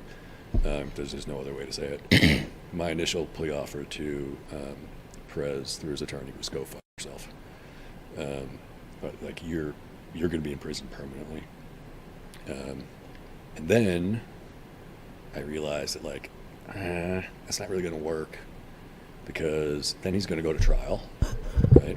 And if he goes to trial, I got to put all those little girls on the stand, and I have to ask them questions yeah, the stuff that you don't want to ask and they don't want to relive. Is this your genitalia, right? And tell me what you did, right? And while I have since learned about these things called the ACE studies. So ACE stands for Adverse Childhood Experience. And a bunch of pediatricians in the 90s did these studies and pretty conclusively established that childhood trauma shortens life. And not just serious trauma, not the kind of trauma that I'm talking about. They use things like not enough food in the refrigerator, witness domestic violence, parent in prison, parent as an Just addict. heightened cortisol levels during. Yeah. So if you have 6, they established you have 6 of those things, 6 different traumatic experiences, on average your life is shortened by 20 years. Wow. And it's not just what you would think. It's not just drug abuse and suicide. It's cancer rates go up, and heart disease rates go up. It's crazy. So I use that. I discovered those studies when I was prosecuting Perez, and used them as evidence to convince the judge that he's actually worse than a murderer, because a single murderer will steal 60 years of someone's life. Mm-hmm. This dude has stolen 240 years of life. He is worse than a murderer. But anyway, so if I got to put these girls on the stand and have them relive their trauma, I am in a way, you're almost traumatizing them. adding to the problem there. For sure. Yeah. And as an aside, now that I'm in 4 months I'll be a doctor, I've been trying to figure out how to do research on the effects of testifying on child victims, because no one has done it before. But it's really hard to do, because you'd have to have a control group that was also didn't have to testify. I mean, that's a tricky proposition. And sure. I'm my age, right? I'm twice as old as the average med student, and that's a 30-year study, and I don't know, I'm going to be looking up from 6 feet under 30 years from now. Yeah. But anyway, so the agreement that we came to with his defense attorney, who was actually a friend of mine, was the kind of plea agreement where they could ask, we limit the judge to a range of sentences, and if the judge accepts the plea agreement, he has to sentence within that range. The judge's options are to either reject the plea agreement and say, go try again, or to sentence within that range. And the range that we agreed on was 15 to 25 years. And his sentencing judge, I don't remember if it was, so his sentencing judge was a judge that I had the I think I mentioned the double murder for hire case earlier. He had been the judge for that trial, so he knew me, and that was a 5-week case, so 5-week trial, so he knew me pretty well. Named Salvador Mendoza Jr. in the Eastern District of Washington. And Salvador Mendoza Jr. when the brother was sentenced before Perez, the brother's defense attorney, who was not a friend of mine and is a moron, decided to tell Salvador Mendoza Jr. that kind of behavior, like an adult male having sex with a child, was normal in the Mexican American community. It's the machismo BS. Yeah. And Salvador Mendoza Jr.'s head just about exploded. Yeah, I'll bet. Yeah. That was the wrong thing to say to the wrong guy. Right. Yes. Right. By a guy who looked like me. Right. Yeah. Like this Yeah, was yeah. not. Right. Yeah. So it came time for Perez to be sentenced, and Judge Mendoza ripped me up one side and down the other for limiting him to 25 years, and then gave him every day of the 25 years. It was 15 to 25. Gave him every day of the 25 years that I had asked for, and then said that the only reason he didn't reject the plea agreement is because, and make us go back for more time, is because if he rejected the plea agreement, those little girls are going to have to get on the stand. And I was like, yeah, I know, Your Honor. Like, yeah. Why do you think? Yeah, thank you. But you just stand there and take it, right? It was like being a lawyer in a courtroom is kind of like being in the military, right? Like the judge. Parade rest. Like, yeah. Just like, Sometimes you do have to stand in front of the man and yeah, just take it. Yeah. Just so Eric Perez Jr. May he burn in hell forever. He will get out 25 years. I don't think he's going to get a whole lot of good time credit. I think last time I looked at his current release date, it was scheduled for like 2040 something. But for the feds, you correct me if I'm wrong, please, but don't you serve when you get a sentence, you serve that sentence for the feds. At state, there's all kinds of pleading and good behavior and all kinds of chicanery that can go on. But for the most part, it turns out that in order to keep any kind of prison under control, you have to give good time credit, because if you don't give good time credit, there's no incentive whatsoever. It's incentives, yeah. Yeah, you have to. So in the federal system, and there was a thing called the First Step Act that was passed after I left that may have changed this. Yeah. But at the time, you had to do at least 85% of your sentence. So he will do at least 85% of 25 years. And like, I've thought about being there waiting for him when he gets out. Some of my darker days. Yeah. Because he's going to do it again. Yeah. Well, I mean, this might be more of a law enforcement question, but when you have somebody like this who is in a heavy recidivism type crime and they do their time and get out, I mean, I imagine there's still some kind of probation and some kind of tabs that are kept on. Tabs is not a legal term, but so he will be part of the agreement was that he will be on federal supervised release, which is it's parole. It's just got a different name. For I think the rest of his life. Yeah. He'll have to register as a sex offender for the rest of his life. That registry, by the way, is meaningless. Because, well, a couple different reasons. One, many of them don't stay registered. They just move. And two, you can look in your neighborhood for the people that have been convicted of sex offenses. You can't look for the people that have committed sex offenses but have not been convicted of them. Right? Or you're pled out or whatever. Yeah. But and they're on, for depending on the severity of the crime, you're not required to be on the sex offender registry permanently. Yeah. Well, I used to get this was years ago, I used to get notifications via this app that I had that would tell me 3 miles down the road there's somebody who's a sex offender, and you click on it, and it was very vague about what the descriptions were, which thank God for that most of the time. But sometimes it was silly stuff, like, basically this guy was, convicted of streaking when he was in college because he drank too much. Yeah, those weren't the terms that were used, but it was like, oh, come on. Yeah, and they won't. Those dudes aren't going to be on there forever. Well, yeah, like fair enough. Okay. Well, that's enough dark and depressing stuff. Yeah. You don't want to talk about streakers? Yeah. So now. Yeah. So you resigned from the So you pivot. prosecutor's office. So I left the DOJ initially to run for sheriff of Kootenai County, Idaho. Is that Panhandle? The top. Yeah. I think there's 3 counties north of there, 2 counties north of there. That's all Coeur d'Alene area. Yeah, Coeur d'Alene. Yeah. I am kind of neither a Democrat nor a Republican, but it's Idaho, so if you want to win, you run as a Republican. Fair enough. Became obvious to me pretty early so this is 2018, 2019, that my politics did not sufficiently align with the politics of the Kootenai County Republican Party for that to be a viable or a successful venture. Needed something else to do. Remembered that, not just remembered, because I went to law school at the same place I had previously gotten into medical school, I always had this like alternate bizarro Superman universe of what if I had gone to medical school instead.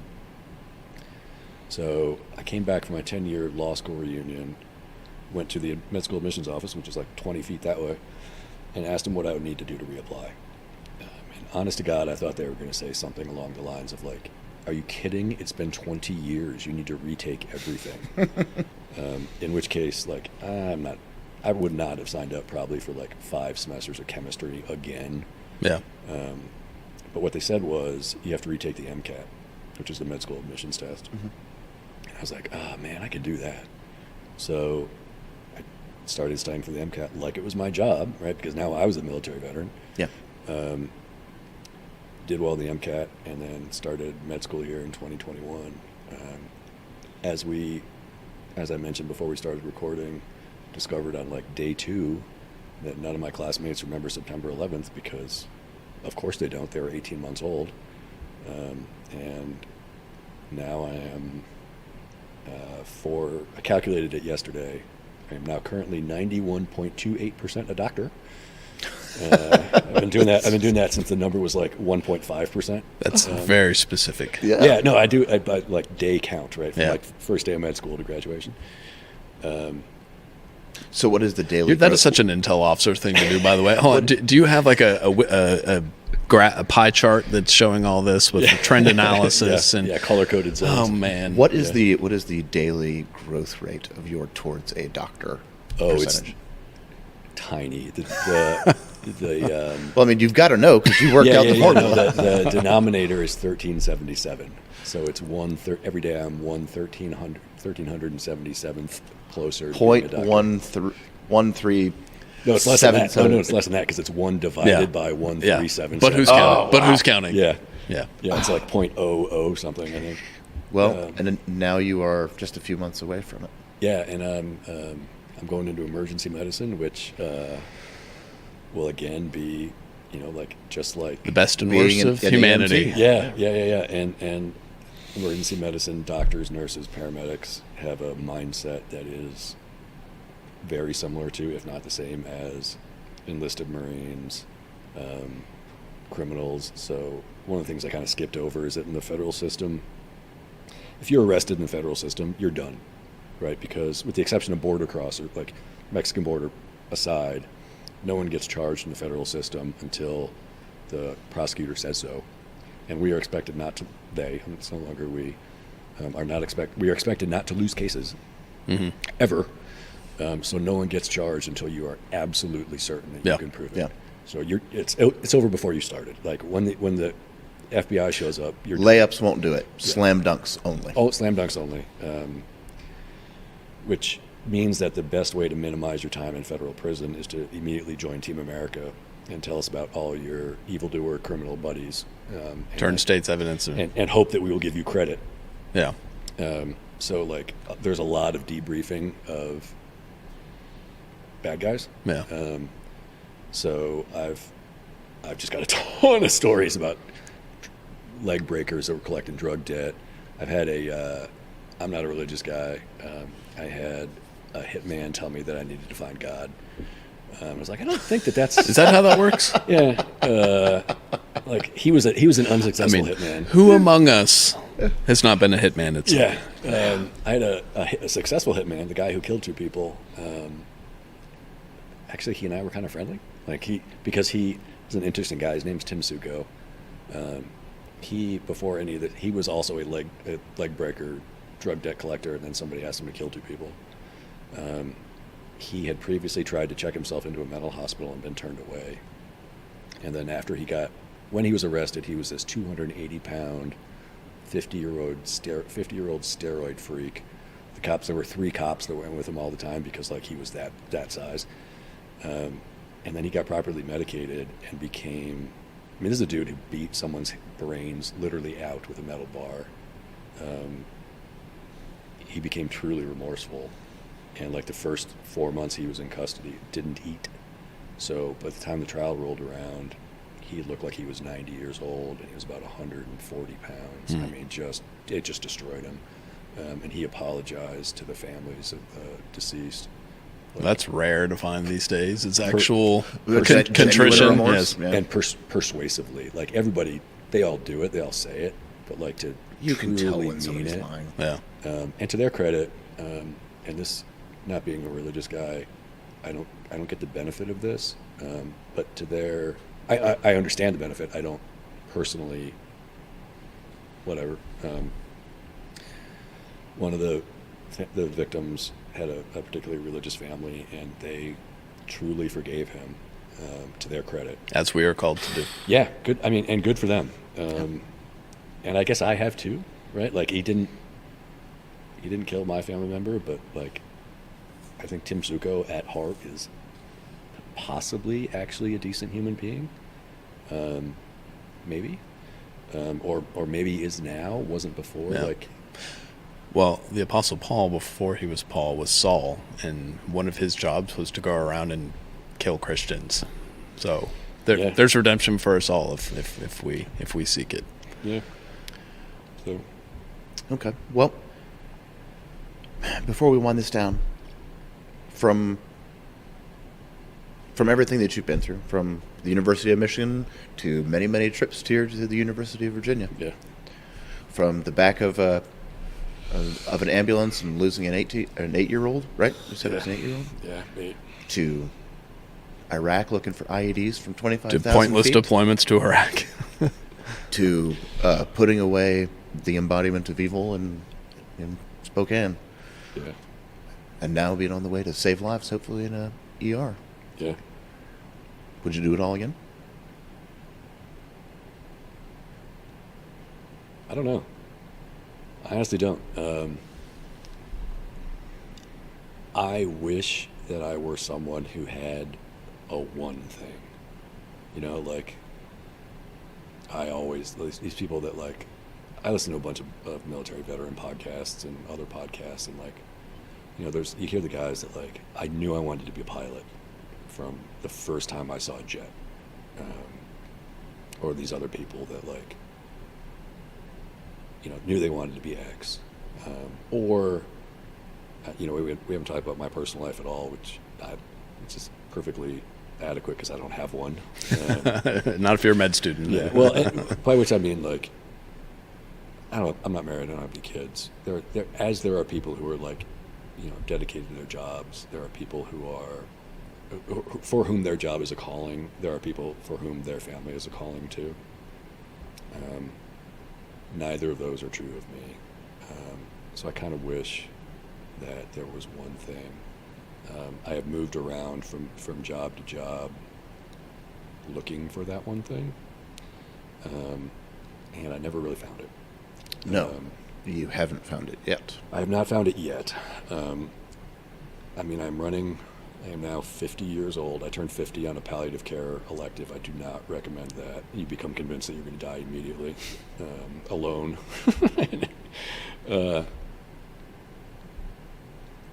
I hope it is emergency medicine. I expect that it will be, but I'm also kind of running out of time. So this is going to be my last thing, my last big thing. I mean, there may be some, you know, side gigs, side hustle, side volunteer jobs, but. Yeah, but your question was would I do it all over again? Yeah, I would. I mean, if I didn't, I wouldn't have, you know, like the best friends of my life are these guys that I deployed with that, you know, I've seen them, I've seen one of them twice since 2006. I've seen the rest once since 2006. Yeah. And that was at a funeral for one of us.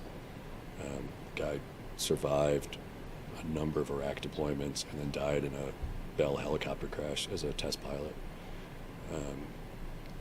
But like those dudes, if I needed a kidney, there'd be a line, you know, and vice versa. And if I did something else, that wouldn't be the case. I would have skipped over the state prosecution. You know, like I could live without prosecuting DUIs. Yeah. And perhaps the running for Kootenai County Sheriff was not the best idea, but for the meat and bones of what I did. Yeah. It's like, yeah. Well, it seems to me, this is Vogel's opinion, you do have a thing, and it's service. Yeah, I've been told that. That is your thing. Yeah. I mean, everything that you've done, every stop along the way is just a different facet of service, from being an EMT Yeah. to the military, and even your job in the military was to help other people by briefing them in intelligence so that they didn't get messed up. Yeah. I mean, about the only thing that you've done really for yourself is rack up credit hours. And debt. And student loan debt. Yeah, that's Wait a true. minute, I thought all that stuff was forgiven. So GI Bill only goes. Oh, yeah. Dude, I think I angered some of my classmates when Biden came out with that. Like, we're going to forgive all your student loan debt, and I was like, we're all going to be rich. Like, you're going to be doctors. You don't need it. Like, this is not fair. Yeah. There's some dude with a truck, like some 19-year-old dude's trying to start a plumbing company, and his truck debt's not going to be. Not going to be forgiven. You're going to be a neurosurgeon, and it's going to be like, that's not fair. Many of them have never been told No. that no before. Yeah. Yeah. Do you have any advice or wisdom that you would like to pass along to anybody, whether they be somebody considering military service or somebody maybe wanting to go into law or medical, just in general? Yeah. So if you're thinking about the military, I kind of skipped over it. Like, I got really depressed when I couldn't get in initially, which was weird because I couldn't get in because I had been depressed. So I got in this like recursive circle. It makes sense in its own way. Yeah. There's a waiver for everything. Yeah. Just keep that. Like, if you really want to serve, you can. And then, no, I guess not. Not for law or medicine. I mean, if you're thinking about, well, I have nothing but good things to say about working in federal prosecution or federal law enforcement. Those are great jobs. I mean, if you just want to crush evildoers, you will get the opportunity to crush evildoers. It's serious stuff, big crime, smart judges, long sentences. And then I do not recommend going to med school in your 40s. It is, wow. It's a swift kick in the nuts. Just every day. So, yeah. Okay. That's it. Well, thank you, Scott. We thank you so much for coming on. Yeah, thank you. Enormous hand over there, dude. Yes. Yeah. Yes, large hands. Large hands. You know what that means? Yeah. Large gloves. Large gloves. All right. Thanks.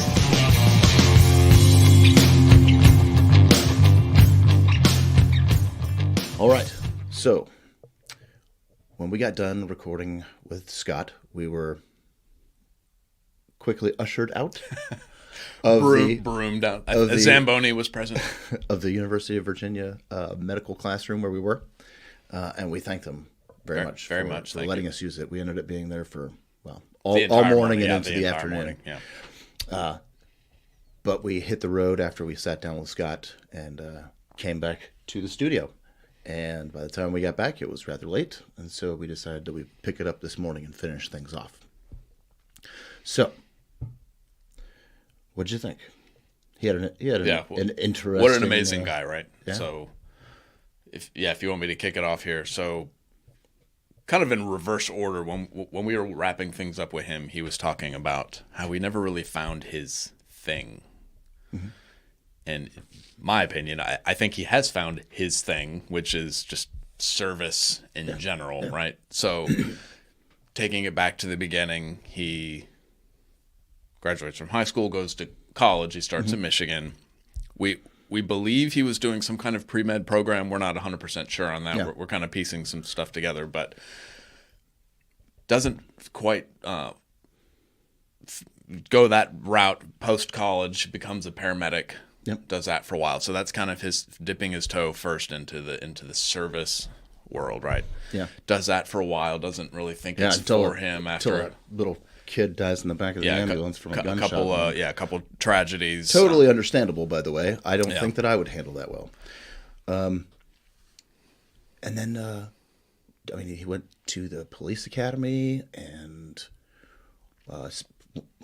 started law school, and then while he was in law school, got into the Marine OCS program. Yeah, so Iraq pops off, Yeah. and so And he did not lie to his teachers by saying, "Hey, war's on. I'm a Marine. Got to go." He just told them what they needed to know. tell them what they need to know. And So they gave him a few year. so it was a 4-year. Yeah. I don't know if deferment is the right term, but it's basically like a pause. Yeah. Like, within 4 years you can return, no questions asked. Yeah. And he goes to what the Army calls officer candidate school, which is you have a degree. You could be prior enlisted or not, and you go through this program and you come out the other side as an officer, as a second lieutenant for the. Yeah, he had. I think he said the threshold was 90 credit hours, and he had 94 or something like that. So he had enough to get in there, did that, and comes out the other side an intel officer after spending a lovely 24-ish hours freezing in some trenches. Yeah, so he talks about his hardest. I think that was his term. His hardest day, most difficult day. Yeah. Was the.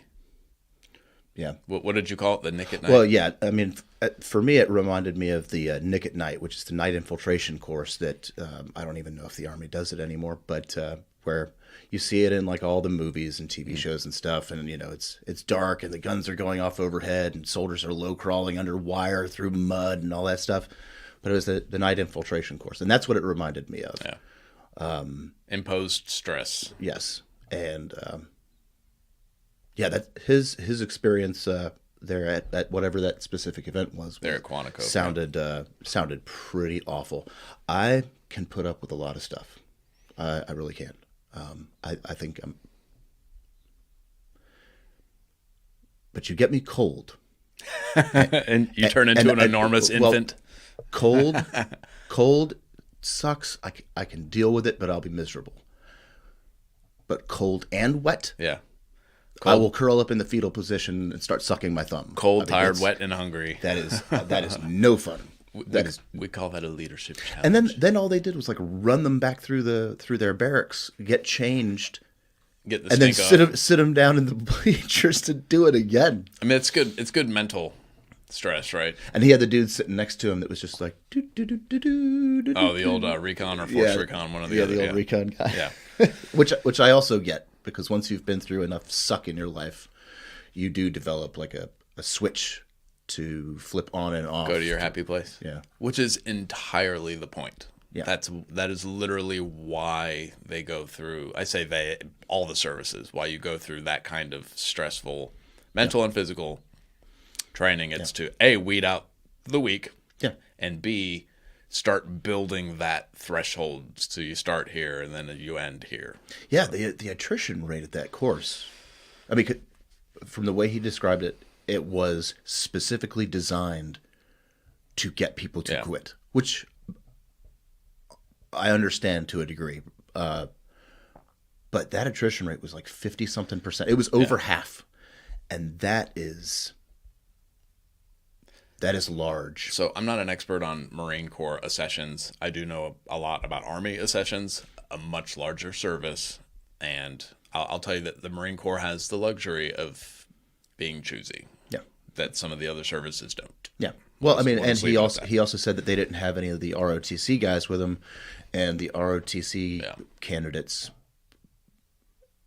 have, because the Marine would have already invested time, money, energy into those candidates. Yeah, yeah. So I understand that. But anyway, he comes out the other side, an intel officer, goes off to Iraq to look for IEDs from 25,000 feet. It's as dumb as it sounds, y'all. I promise. For those of us who've been looking for IEDs, literally standing next to them, doing it from a fast mover aircraft. One of the things that struck me from that was yes, I mean he talked about how the pilots would literally be like flying and glancing down at this tiny little screen, flying, glancing down, flying, glancing through a down. straw. And obviously they're not going to catch anything. But then he and his intel team had to then sit there and go through the footage. Yeah. Yeah, it's ridiculous. Looking for, what did he say, 2 pixels? I think he said 3 or 4, but Looking for a couple of pixels that maybe it all had to be done during a specific portion of the day when the temperature was right. Yeah, It's like, so I think most of us who have served or are currently serving would say if we're doing something that's a proof of concept and it's pitched to us as such, like, hey, we've got a theory, we're going to try it out. Let's try to be as safe as possible, but let's try out this theory. I think most people would be willing to be on board with that, but that's not how it was sold to them. It was like, no. This is it. This is the thing. This is going to be, and there's no humility involved, right? I mean, they deployed an entire air wing of assets. Yeah. All the personnel, all the support personnel, all the equipment for, I think you said 4 months, for 2 or 3 pixels or whatever it was. Yeah. I mean, 0% success rate in the end. But remember, it's not zero sum. So in addition to the amount of monetary resources and costs that's incurred with the deployment of an entire squadron. Then you've got the litany of non-financial costs, whether it's separation from family members, spouses, children. I mean, how many of those guys it was their 3rd, 4th, 5th deployment or what? I don't know the way the Marine Corps rotations worked at that time, but I mean, yeah, I mean there is a cost that is not financial when you move soldiers forward. So I mean, so in addition to that, it's not even, if you're going to deploy these folks, it's zero sum in that if they're here, that means they're not here. Yeah. So that means there's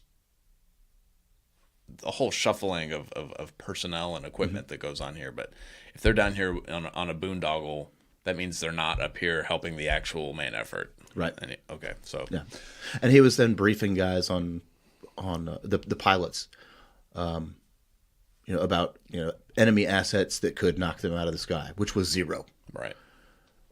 But on his second tour, so goes back, returns to Iraq in a different area, supporting a rotary wing aviation unit, and which they can reach out and touch, and they did. Yeah. And he lost some friends, as many of us have. Yep. Yeah, that's. I think he said that was 6 months. That sounds right. Yeah. And yeah, I'm not an intel guy, but I mean, briefing guys up and telling them, hey, this could happen, this could happen, this could happen, and then it does happen. Within maybe hours after you brief them. That's got to be tough. It's got to be tough. War is hell. War is hell. So he returns from that deployment and ETS as he gets out. So he's just a little over 3 years. So 2 tours. Yep. Honorable service. Good to go. Moves over to the IRR. And inactive, ready reserve. And moves back to goes back to school. So he returns to Charlottesville, to UVA, to pick up where he left off for law school. And he's just under, I think our beer math on this was he had a 4-year pause and he got back at about 3.5, something like that. So thereabouts. So just kind of walks right back in and picks up where he left off. He's joked around about being one of the older students, which a lot of which is a recurring prior theme. military, a lot of prior military guys who go back to college can all attest to that. Yeah. Finishes up law school and winds up in Charlotte, Mecklenburg County, being the Queen City, a public defender, I think he said, doing moving violations, basically traffic stuff. Yeah, which North Carolina is amazing, and I wouldn't live anywhere else if I could. But when it comes to traffic, it's a little overboard. When it comes to traffic, it's just a little overboard. Yeah. Okay. Yeah. So he does that for a while. He did make a comment about the money and how in the southern states generally the public defenders get paid peanuts. Yeah, he was. I think he said he was making about $40,000, barely paying his utility bills. Yeah. Yeah, I mean Charlotte is not an inexpensive place to live. Yeah. So did that for. Do you remember how long he said? A few years. Yeah, I think he said like 3 years, something like that. And then kind of catches a bug and wants to go do something else. So he becomes remember he talked about how his resume moved to the top of the pile. So he starts applying to be a federal prosecutor. and he gets into the Marine Navy network there in Southern California, particularly San Diego. San Diego. Yeah, which has a heavy Navy Marine Corps yes. influence in that area, shall we say. So his resume moves to the top. He gets picked up and starts Going prosecuting. after bad guys. Yeah, so mostly border stuff. Yeah, border and drugs. Border and drugs. Which, but I repeat myself. Yes. And then he gets into the dirty stuff of the child and human trafficking, particularly children, and then sex crimes, which is I cannot imagine doing that job. That is a dirty business, and yeah. I meant to ask him this during the interview, and maybe it would be anecdotal because I doubt this information is codified anywhere officially. But like, what is the average tenure of a prosecutor that works in that field? Meaning, really, what I'm asking is like, how long is the average for somebody to do that before they have to tap out? Yeah. 2 years, 10 years. I would imagine that after a certain period, you just kind of go numb, and it becomes just almost like muscle memory, just going through the motions, and you kind of you've seen so much of the awfulness of humanity that you can't feel anymore. Yeah. Or the other route where you're just like, no, can't do this anymore. I'm out. So I don't know. In my opinion, I think being exposed to that side of humanity for long enough to the point where it makes you numb, I don't see that as a good thing. No. I mean, some could look at that and say, oh, you could just keep your head down and just soldier through. No. I think that would be, you may become a liability so at some point because it's just if you have to glide. I don't think that is a particular career field where becoming callous to it is a good thing. Yeah, agreed. But goes up to Spokane. He was apparently quite exceptional at it. Yeah, and then he went up to Washington for the same type of law. But he said, I can't remember what he said. It was different because of the gang aspect of it. Yeah, kind of a different nature. Yeah, gangs in Spokane were not the same as gangs in San Diego. Correct. Yeah, something like that. But still truly awful stuff. And on the one hand, I'm glad that he told us about a couple of cases that he worked, but at the same time, it's kind of hard to stomach. Rough. You and I talked about this off camera, so this is totally an editorial on our part, but it's as seamy and grotesque as a lot of these crimes are, particularly against children. It's not good for people of morality and conscience to just stick their heads in the sand and pretend like it's not happening. Now, again, you don't want to wallow in this stuff because that's not good either, but completely being oblivious to it is exactly what the dirtbags want. Yeah. Because they thrive in that. It takes for evil to succeed. Yeah, basically. Is good men to do nothing. So everybody that listened to this show has got a little exposure to some of the soft underbelly of the rougher parts of the legal system. Yeah. It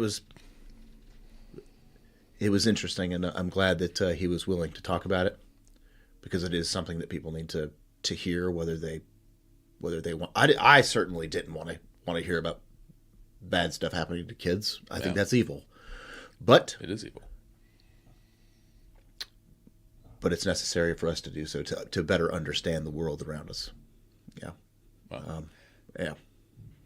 Christ says that to the least of these, if you cause them to stumble, that you would be better off having a millstone placed around your neck.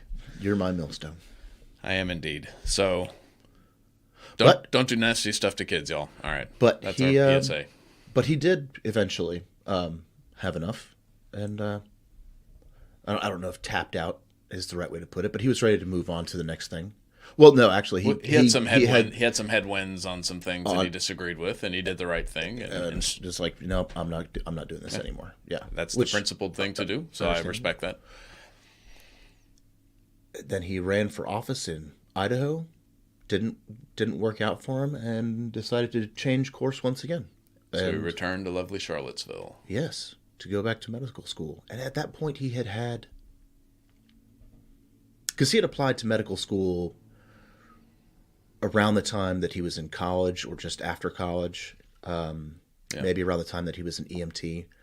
I can't remember exactly when he said, but he had already taken the MCATs and everything, and so he was expecting he applied at UVA medical school like kind of on a lark, like, man, if I got to retake all these classes, then I'm not doing it. Yeah, but he didn't. All he had to do was retake the MCAT, even though it's been like 15 or so years, over a decade, whatever it was, but. Yeah. And now he's like 4 months away from graduating to be an ER doctor. Well, that's what he wants. Yeah. He wants to be an ER doctor. He, again, off camera, he discussed kind of the process of what kind of doctor you're going to be gets basically issued to you. It's very, very similar to branching in at least on the officer side. Yeah. Yeah. But he is, like all along the way. All along the way. I mean, he talked to us about how he hasn't really ever found his thing. Yeah. And I don't think that's true. I think his thing is service. Agreed. Just in the general aspect, just in the general sense of service and helping people. Yeah. Because whether it was as an EMT or going to the police academy to be an officer, or political office, or as a Marine, or even as a Marine intel officer helping guys to do their mission there. Yeah.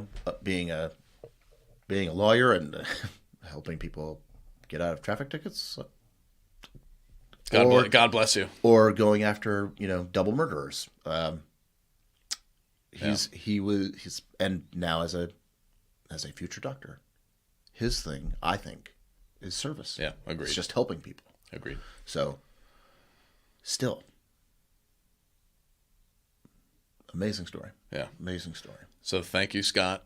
Yes. Scott reached out to us after he heard us on Angry Planet months and months and months ago. Yep. So thanks to Angry Planet for kind of helping broker that too. So thank you, UVA, for letting us use your pretty amazing facility. That was awesome. Yeah, specifically the medical school. The medical school. Yeah, thank you for that.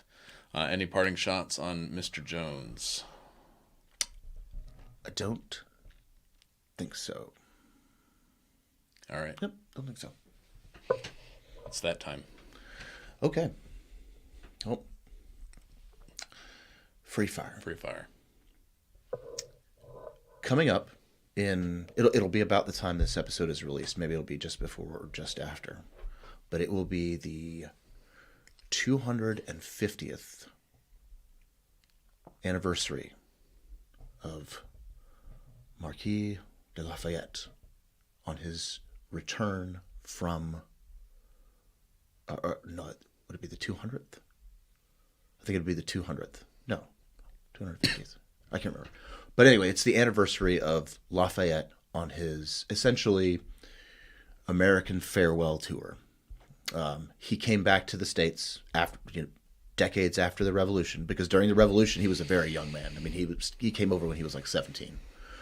But years and years and years later, he came back and took a whirlwind all across the Eastern Seaboard tour, which is why you can find a Fayetteville, a Lafayette, a Fayette in pretty much every state across, Coast, yeah. Basically from the Mississippi east. Yeah.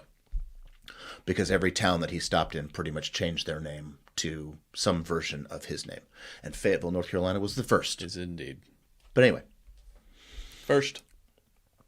During his return trip, there were still a few of the founding fathers left. Yeah. John Jay, John Adams, Thomas Jefferson were still alive. Of those three men, which would you like to meet? So in this meeting, would Lafayette be also present? Oh, of course. Okay. We have John Jay, Thomas Jefferson. Who was number 2? John Adams. Adams. Oh, man. Because I spent so many years living in the Central and or Hampton Roads area of Virginia, where Mr. Jefferson had such a large presence, he's pretty near and dear to my heart. Jefferson is an interesting figure in so many ways. He, like so many of our founding fathers, he contains multitudes, as the saying goes. Yeah. I'd like to pick his brain about a few things, but I think Thomas Jefferson would be the one that I would want to talk to. But honestly, of the group, De Lafayette is really the one I want to talk to because he was the soldier, right? So Jefferson and De Lafayette. I do not disagree. Yeah. The focal point of my entire, shall we say, dinner or whatever, sitting in the salon, talking about great and high-minded ideals. Yep. Yes, Lafayette would definitely be the focus because at that point he had barely survived the French Revolution. Right. Like so many others. Yes. But honestly, I don't think you could. I think John Jay would be interesting because a lot of people forget about John Jay as one of the founding fathers and his great legal mind. It would be. I think that would be interesting. I think try to put yourself in De Lafayette's shoes, where he has a front row seat to the American Revolution. Which, I mean, let's admit that the American Revolution was far, far different than practically every other revolution that's ever happened in the world, which is usually just a sea of blood and reprisals and back and forth. And not to say that there was no unpleasantness during the American Revolution, but although some would say it wasn't even a true revolution, it was really more of a British civil war, which I think a really good case could be made for that, but we're not going to do that right now. But De Lafayette has a front row seat in the American Revolution, sees how it's, in my opinion, done right. And then he returns to his home country and sees, let's just say, how it is done incorrectly. Lafayette was an amazing man. He came over here. He was like, he came over here on a whim at like 17 or 18 years. I mean, he was supposed to get married and go on his life of nobility and go be a like French that. Noble. And basically kissed his fiancée goodbye and took off for a war.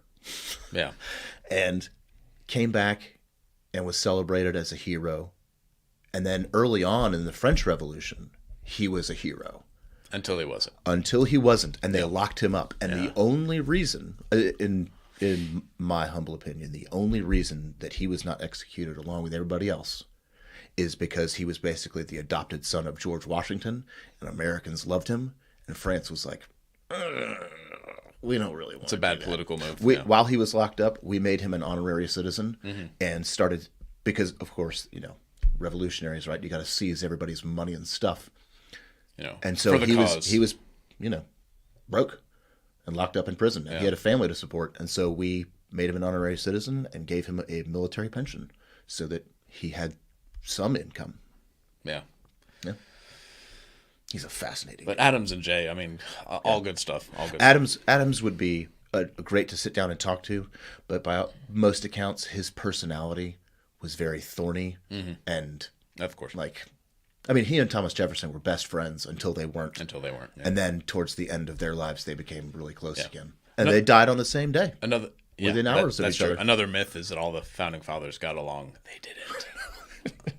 You want to talk about some real clash of personalities, some colorful techniques that were used in smearing each other in the media, which back then was most of the newspapers. But I think rightfully so. George Washington is venerated by Americans. At the time, he was not. He had many other senior officers and politicians were very, very eager to get rid of him and stab him in the back. In some cases, literally. Yeah. So, Which is a whole other discussion, because I mean, you want to talk about the model of what good looks like. Like, what do you guys want? Like, what is it that help me help you? Yeah. Yeah. No, I love the American Revolution stuff. So as you know, we lived in Yorktown for my final 2 years in the Army. I was at Fort Eustis, and we lived almost walking distance to the American Revolutionary War Museum, and just down the hill from that, right on the York River, there's a kitschy little commercial area where they've got some nice restaurants and some little shops and all that stuff. But there's also a the statue. It's a statue. So it's Rochambeau, Yep. De Lafayette, Washington, and I'm blanking on the fourth. I think it's the French naval commander. God help me, I'm blanking on who the fourth gentleman was, but it was Washington, Rochambeau, and De Lafayette. And it is pretty, it's life size. Yeah, it's pretty close to life size. They're 5+ feet tall. Yeah, I mean they're standing there conferring Yeah. right there on the York River, which is where the surrender happened. I mean, you're there.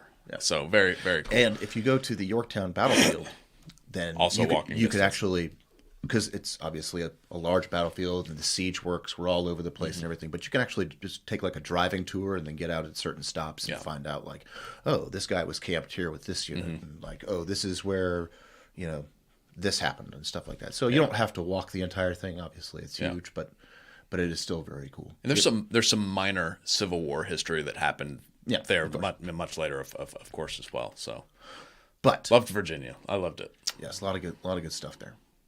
But yes. Yeah. Good question. Yeah, it's a good one. Yeah. Well, I mean, this is a big year for America in general because it's the 250th. I don't know what kind of centennial would you call that? The bicentennial? I don't know. I don't know how to do 50 years. I don't know. Or would it be like the quarter millennium? I don't know. Fair. I don't know. Okay, we're going off track here. Yes, but maybe for the 4th of July episode, we'll have our tricorn hats on and fifes and drums. Dan is going to play a fife live on camera. I will press play. Thank you so much for watching, listening to the show. Yeah. Please subscribe the content, comment on social media, share with your friends. You are our public relations arm, so we appreciate everything. Give us a comment and a ranking on Spotify and Apple if that's how you take the show in. Yep.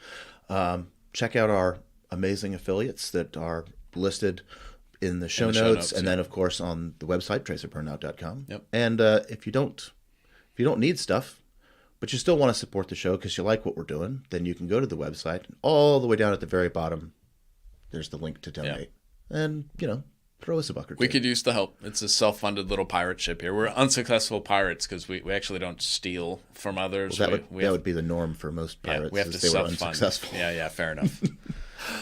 But thanks for joining us. Want to take us out? I will indeed. Remember, your service matters.